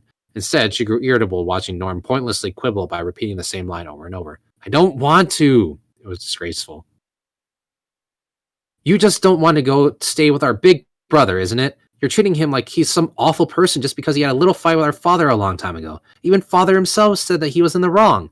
He wasn't! Norn suddenly burst out.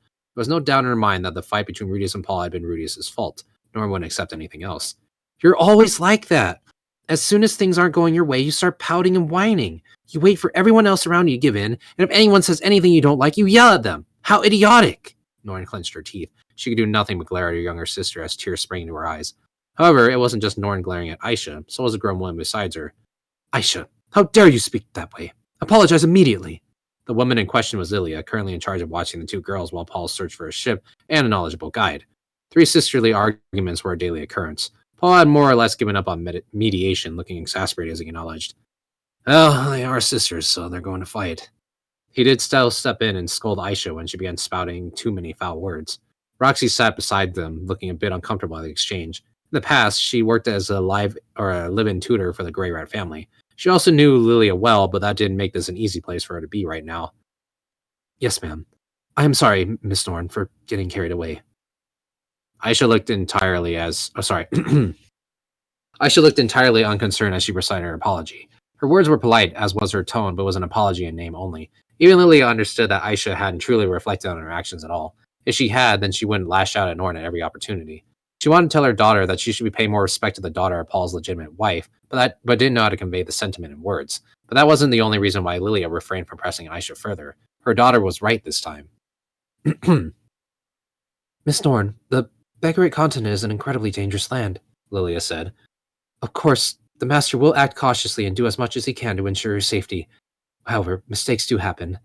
If he were to get injured as a result, I'm sure it would cause him immeasurable grief. Even Norn understood that she meant she would be in the way, but that just didn't matter to her. As far as she was concerned, being with her father was the safest and securest place for her to be. No one else would protect her. She couldn't leave his side. I don't want to. Miss Norn, don't say that. Please try to understand. I'm saying it because I don't want to. I want to go with him, to where my mother is. She slammed her hands down on the table and stood up. Her plate fell and shattered, scattering her uneaten food across the wooden floor. You're going with him too, Miss Lilia. That's not fair. Miss Norn, enough is enough. Be reasonable. Lilia's voice grew louder. She knew her place in the master-servant relationship, and she cared deeply for Norn, but she knew when to discipline her too. Norn flinched, but soon fixed the woman with a glare, balled her fists, and yelled, I've had enough! She kicked her chair over and dashed out of the dining hall. Miss Norn, please wait. Lilia chased after the girl. She had disappeared outside. Roxy also scrambled after the two, but it was too late. By the time they emerged from the inn, the petite Norn had already disappeared into the crowd. Left behind, Aisha snorted in displeasure. Norn ran through an undulating mass of people, her eyes full of tears threatening to spill at any moment. She was frustrated, irritated, and she felt pathetic. This wasn't the first time that things hadn't gone the way she wanted them. Quite the opposite. Things rarely ever went her way. Even so, despite all that, she still wanted to remain with Paul. It was the only thing she wanted. She withstood every outrageous thing that had happened to them all this time just for that reason. Of course, she would make selfish demands at times, but generally she abstained from doing so. Ever since the displacement incident, the entire time, she thought that being with Paul was her absolute right. Now that they were trying to steal even that from her, Norn couldn't help but cry. As she wiped her tears, she turned the corner and collided with someone. What? The person she'd run into cried out as something fell out of their hand. Norn peered up to find a stout, bearded man with a dumbfounded look on his face. Beside him was a slender fellow whose eyes were wide in astonishment. Sauce stained the bearded man's chest. At Norn's feet was a skewer he must have dropped. As the man took in the scene before him, his face grew red, while Norn's grew pale. Hey, you little brat! Where do you think you're walking?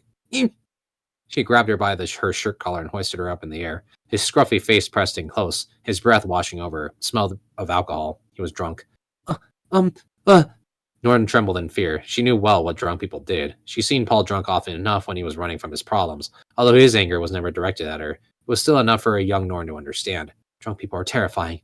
Drinking is bad. She accepted that fact that Paul couldn't function without his liquor, but her father was the only exception. What are you gonna do to make up for this, huh? Pay up! Yeah, that was the boss's favorite snack. You moron, I'm talking about my clothes, and this stain. I'm not gonna be able to get it out. Norn could only tremble and sob when faced with her intimidation. Struggling to tamp down the overwhelming terror that threatened to make her wet her pants, she cast a pleading gaze around her in hopes that someone would help. Heartlessly, no one stopped to look at her. None were eager to involve themselves with the quarrelsome drunkard, and they were all quick to distance themselves with the scene. Now tell me where your mom or dad is. You gotta speak so I can get an answer. You aren't even going to apologize? Were you raised by animals? I'm sorry. Wait, there was someone. A person who met her desperate gaze, heard her apology and started moving. His expression contorted in anger as he stomped up to the bearded man. Who the hell are you? The passerby grabbed the man's arm, the one keeping Norn suspended in the air. He had such strength in his grip, the bearded man's arm was almost as thick as normal, or as a normal person's torso, and yet the passerby twisted it back like there was no resistance at all. Ow, ow, ow, ow, ow, ow. Unable to withstand the pressure, the bearded man relinquished his grip on Norn. She landed on her butt, looking up at the man who had saved her. Explain. Just what did this girl do to you? The passerby was wearing a forehead protector. A scar ran diagonally across his face, which was now twisted in anger. Had his hair and gem been visible, he would have been instantly recognizable as Richard Sperdia. Norn, of course, had no idea who he was. However, the moment she saw his face, she instantly stood and ducked behind him. That brat just ran into me out of nowhere, and now my shirt, she apologized. That apology isn't going to get the stain. Ow, ow, ow, ow, ow. Richard strengthened his grip on the man's arm, which strained audibly under his pressure. You bastard! Or, you bastard, let go of the boss! The thin man tried to grab Ouija's face, but the latter easily sidestepped him, and the man's fingers just barely grazed his headband. Give up on the stain, or give up on living. Which will it be? Ow, ow, ow, ow, ow! I'm sorry, it's my fault. I'm the one in the wrong! Ouija released him. The smaller man quickly ran to the bearded one's side, asking, Are you all right? You apologize. Again. Are you? Apologize again, said Ouija, peering down at Norn. Norn looked shocked for a moment, then quickly nodded and bowed at her accuser. I'm sorry. It's fine. It was my fault for bothering with you. Come on, let's get out of here. Roger that, boss. The two men disappeared into the crowd. Norn slowly slid to the ground. All the strength in her body fled when the cloud of fear finally lifted and a wave of release swept in. You all right? Yeah. Norn looked up at Richard. Her gaze was a mixture of surprise and familiarity. She remembered him. Back when she lived in Milchion, before either Aisha or Lilia had joined them, she'd almost tripped and he had extended his hand to help her. He patted her head so gently and even given her an apple. There was no way she could forget about him, the bald man with a forehead protector and a large scar on his face. The relief broke the floodgates, and though it was shameful for someone of her age, she burst into tears. Richard panicked when he saw her crying. Other passerbys were staring, and because of his frightening appearance, no one would approach them. After hesitating, Richard crouched down and put a hand on Norn's head and softly stroked it. The warmth of his hand and the way he handled her as gently as porcelain brought Norn such comfort that her sobbing began to quiet. They were so cruel. All of them. Telling me no, that I'd be in the way. For a short while after that, Norn went quiet, though she continued to sniffle. Richard thought it best to return her to her father as quickly as possible. When he mentioned it, she shook her head firmly. Richard thought that there might be some issue between her and Paul, so he decided instead to hear out her side of the story. I see. After hearing all the details, Richard tightened his grip on his spear. Norn's story was one-sided and lacked adequate explanation. As a result, there were several things that required further clarification. The main points, however, were clear enough that Richard could infer the rest, and he could understand Norn's desire to be with her father. That must be tough. Richard knew what it was like to be a father. At one point, he had a child and a wife of his own. Back then, serving in Laplace's Imperial Guard, he traveled across the Demon Continent. He left them both behind to fight, driven by a mix of ambition and loyalty. Or he hadn't left them behind because they get in the way of satisfying those desires, but because they were so precious to him that he wanted them to stay somewhere safe. However, when he first left his village, his son still had a tail attached to his body. That was at the beginning of the war, though. Richard fought in Laplace's personal guard for many years. As he won battles and they began to unify the demon continent, his son grew up. His tail became a spear, his body became muscular, and he became a magnificent young man. He'd grown enough that when Richard returned to his village for the last time, his son approached him and arrogantly insisted, "I'm an adult now. Take me with you to your next battle." Back then, his son hadn't the mind to heed anything his father said to him, so Richard instead used his strength to force his son to back down. "If this is all you are capable of, then you are not a warrior yet in my eyes," he told his son before he left. It was a common mindset among warriors. They tried to keep their loved ones far from battle to protect them, but ultimately Richard was the one who had been unworthy as a warrior. His son had been the true warrior. It was his son, after all, who defeated Richard with the demonic spear he wielded and made him go berserk. It was his own son who saved the other warriors. Richard still didn't know how his son had been able to defeat him back then. He roamed the whole of the demon continent carrying that question, but he never found a satisfying answer. Now, however, he had an idea. His son had surely worked hard to become stronger in ways his father never knew about. He'd followed his father's instructions and had trained himself with purpose and determination in order to protect his mother and his village. Richard felt such pride. If Norn felt the same way, then she wouldn't listen no matter how much Paul told her or he was worried or that she was precious to him. If only she were a little bit older, a little bit stronger. If only she had the same sense of purpose and determination and had spent her days training. If she were as capable as Rudius, then Richard would have tried to persuade Paul to take her. Presently, though, Norn was just young and frail. Norn. Yes? Richard looked into the eyes of the girl, sitting beside him. You need to get stronger. Huh? If you want to be with someone, you need to get bigger, stronger, more impressive. In order to get there, you're going to have to bear with your circumstances right now. His words were clumsy. He wasn't conveying what he wanted to very clearly. But Norn understood. Strange as it was, she found meaning in his words. They resonated differently from what Lilia, Aisha, and the other adults had said to her before. Perhaps because Richard came from a place of positivity rather than negativity. Ugh. Norn pursed her lips and looked downwards. In response, Richard just smiled and reached his hand out. He stroked her head softly. Don't worry.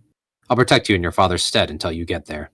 The way he touched her was so gentle that it was more than enough to reassure her. After a long silence, she spoke up in a thin voice. Okay. Satisfied, Richard started to lift his hand away. Huh! He stopped when Norm exclaimed. What is it? Please pet my head a little longer. Richard obliged her.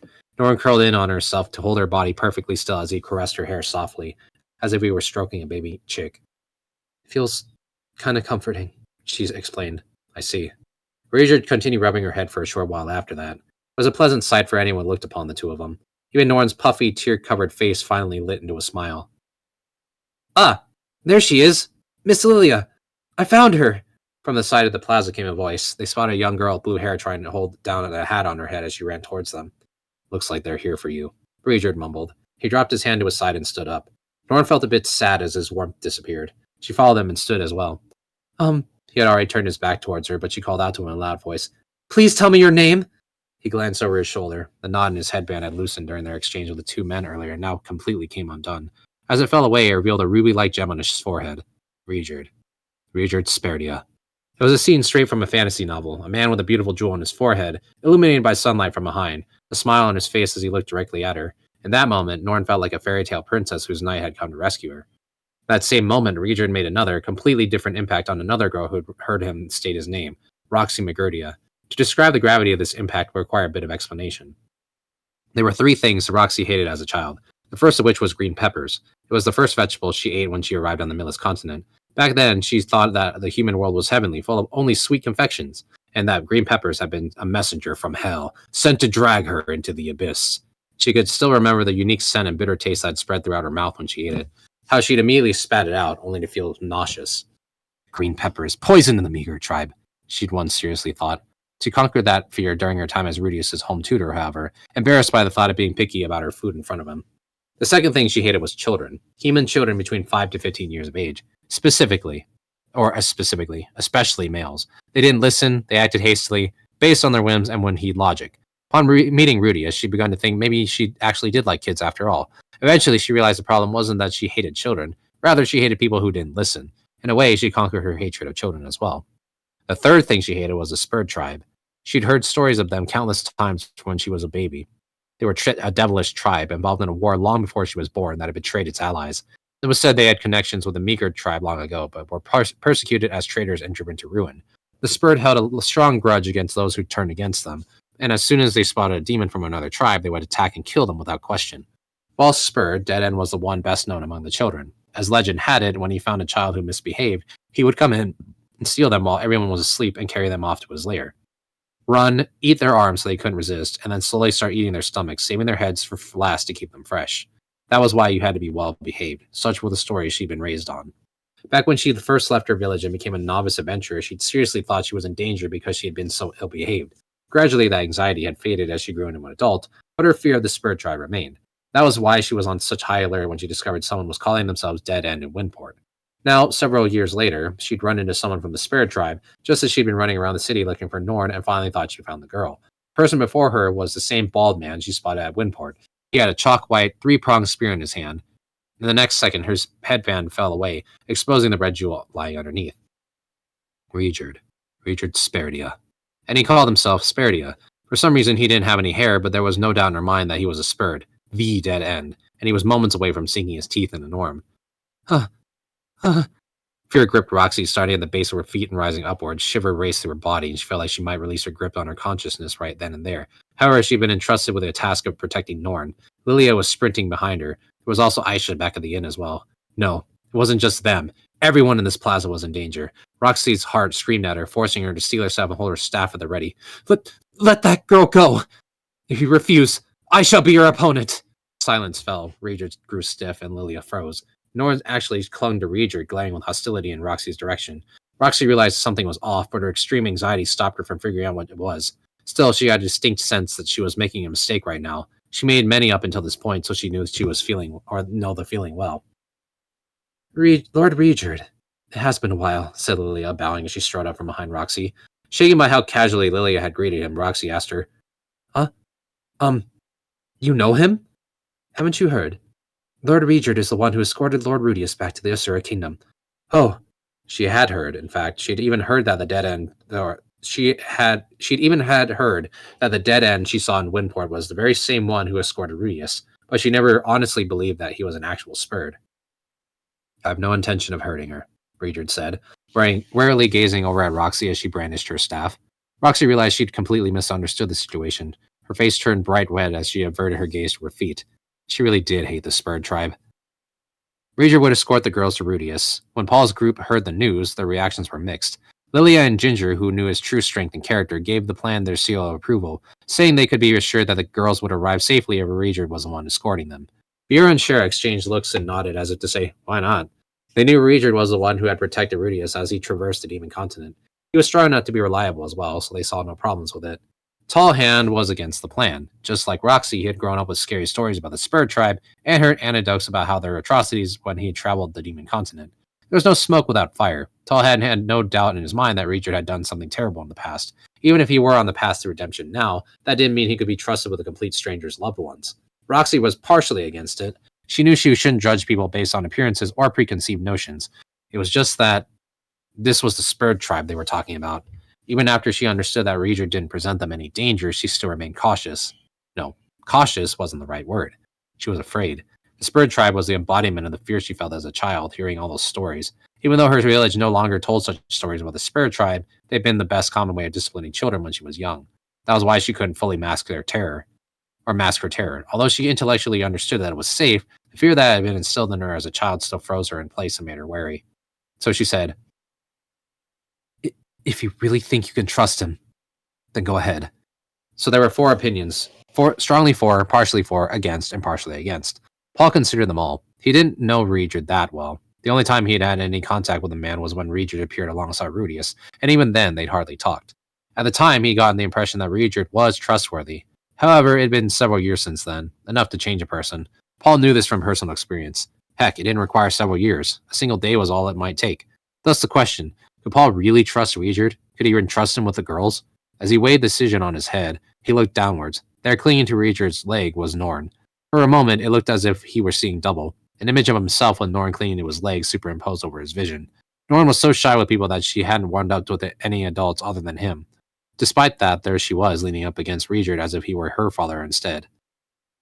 Then again, Regard was the one who saved her. When that drunk came at her and she was crying, desperate for help, Regard had stepped in as if it were his duty. No doubt it was much the same when he stepped in to save Rudius as well. He moved without consideration for the consequences. Most likely, he hadn't changed at all.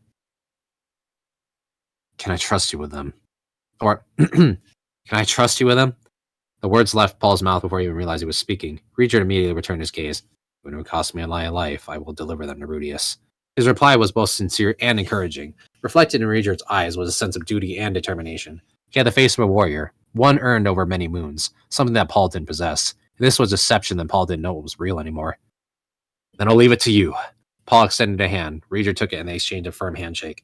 That was how Regent became Noran Aisha's bodyguard. Rally off for Refugi Nanagote. Besides, in the Gifu Prefecture loves fighting even cream puffs. No, you're good. You're good. You're good. You can stop now. You can stop. I know, You I can know. Stop. I just like reading it and seeing how far I get. You fucker. It's funny. He was just like, I like it too. We're picking up on volume 11 next week. That's gonna be awesome. Yep. Oh man, it's too bad it's so late in the evening. Ooh, I wonder if my brother is awake, because I was happy to tell him. Okay, so we figured out the family stuff, the family sharing stuff with Moon, and we got that all taken care of. And so all the stuff in Moon's, all the stuff on Moon's is now shared, and if it's linked up with Jason, which I don't know if it is yet or not.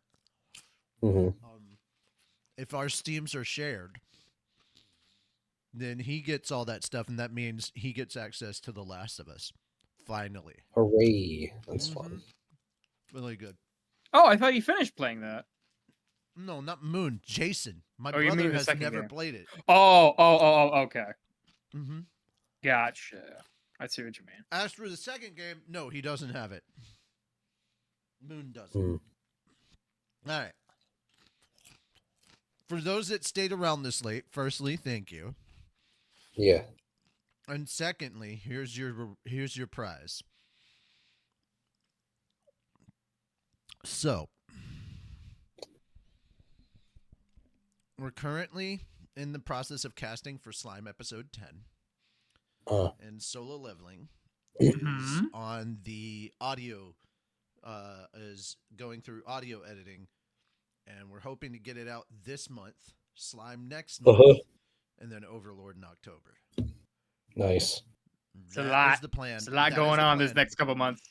Well, I am currently writing Solo Leveling's episode 4 script, casting for episode 3, casting for Slime 10, and writing Slime 11. Nice. A lot going on. A lot. The thing that I'm hearing the most from people is that they're mad that we're putting out a bunch of different content, not focusing on key ones. So right now, Shield, Solo Leveling, and Slime are the ones that they're yelling at us to keep putting episodes out for. So we're going to have to focus on that. However, when Torador episodes are ready, when Data Live episodes are ready, they'll go up too. Yep. Because those are different crews. Nice. But that's the plan right now. I don't have specific. Don't worry, we don't inhibit anyone else. Yeah. We're not taking resources from any of the other stuff. At the moment, the only projects that are pulling monetary resources are Overlord and I think maybe Shield. I don't know what the monetary budget for Shield is, and Solo Leveling. So that being the case, I know that Overlord, because of like the crazy amount of people in Overlord. Yeah.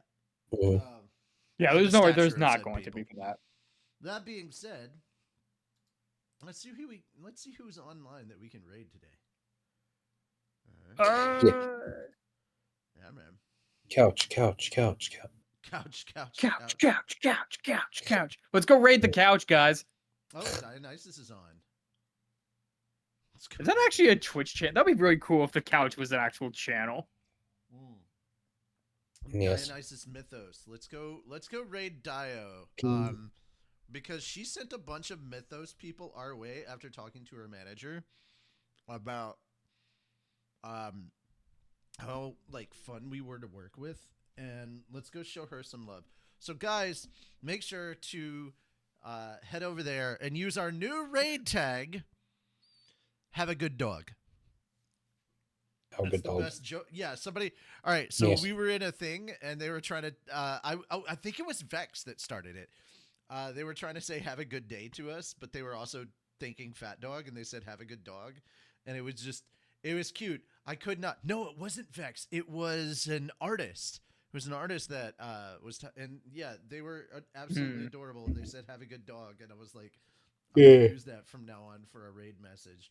So that's We're That's stealing good. that. yeah. I'm like, that's so much better. So we're gonna do that instead. Yeah, let's go show Dionysus Yeah. some love.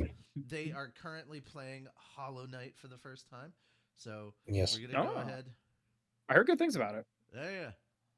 That being said, let's head over and tell her to have a good dog. Take care and bye bye for now. Bye. Later. Thanks for coming. Bye.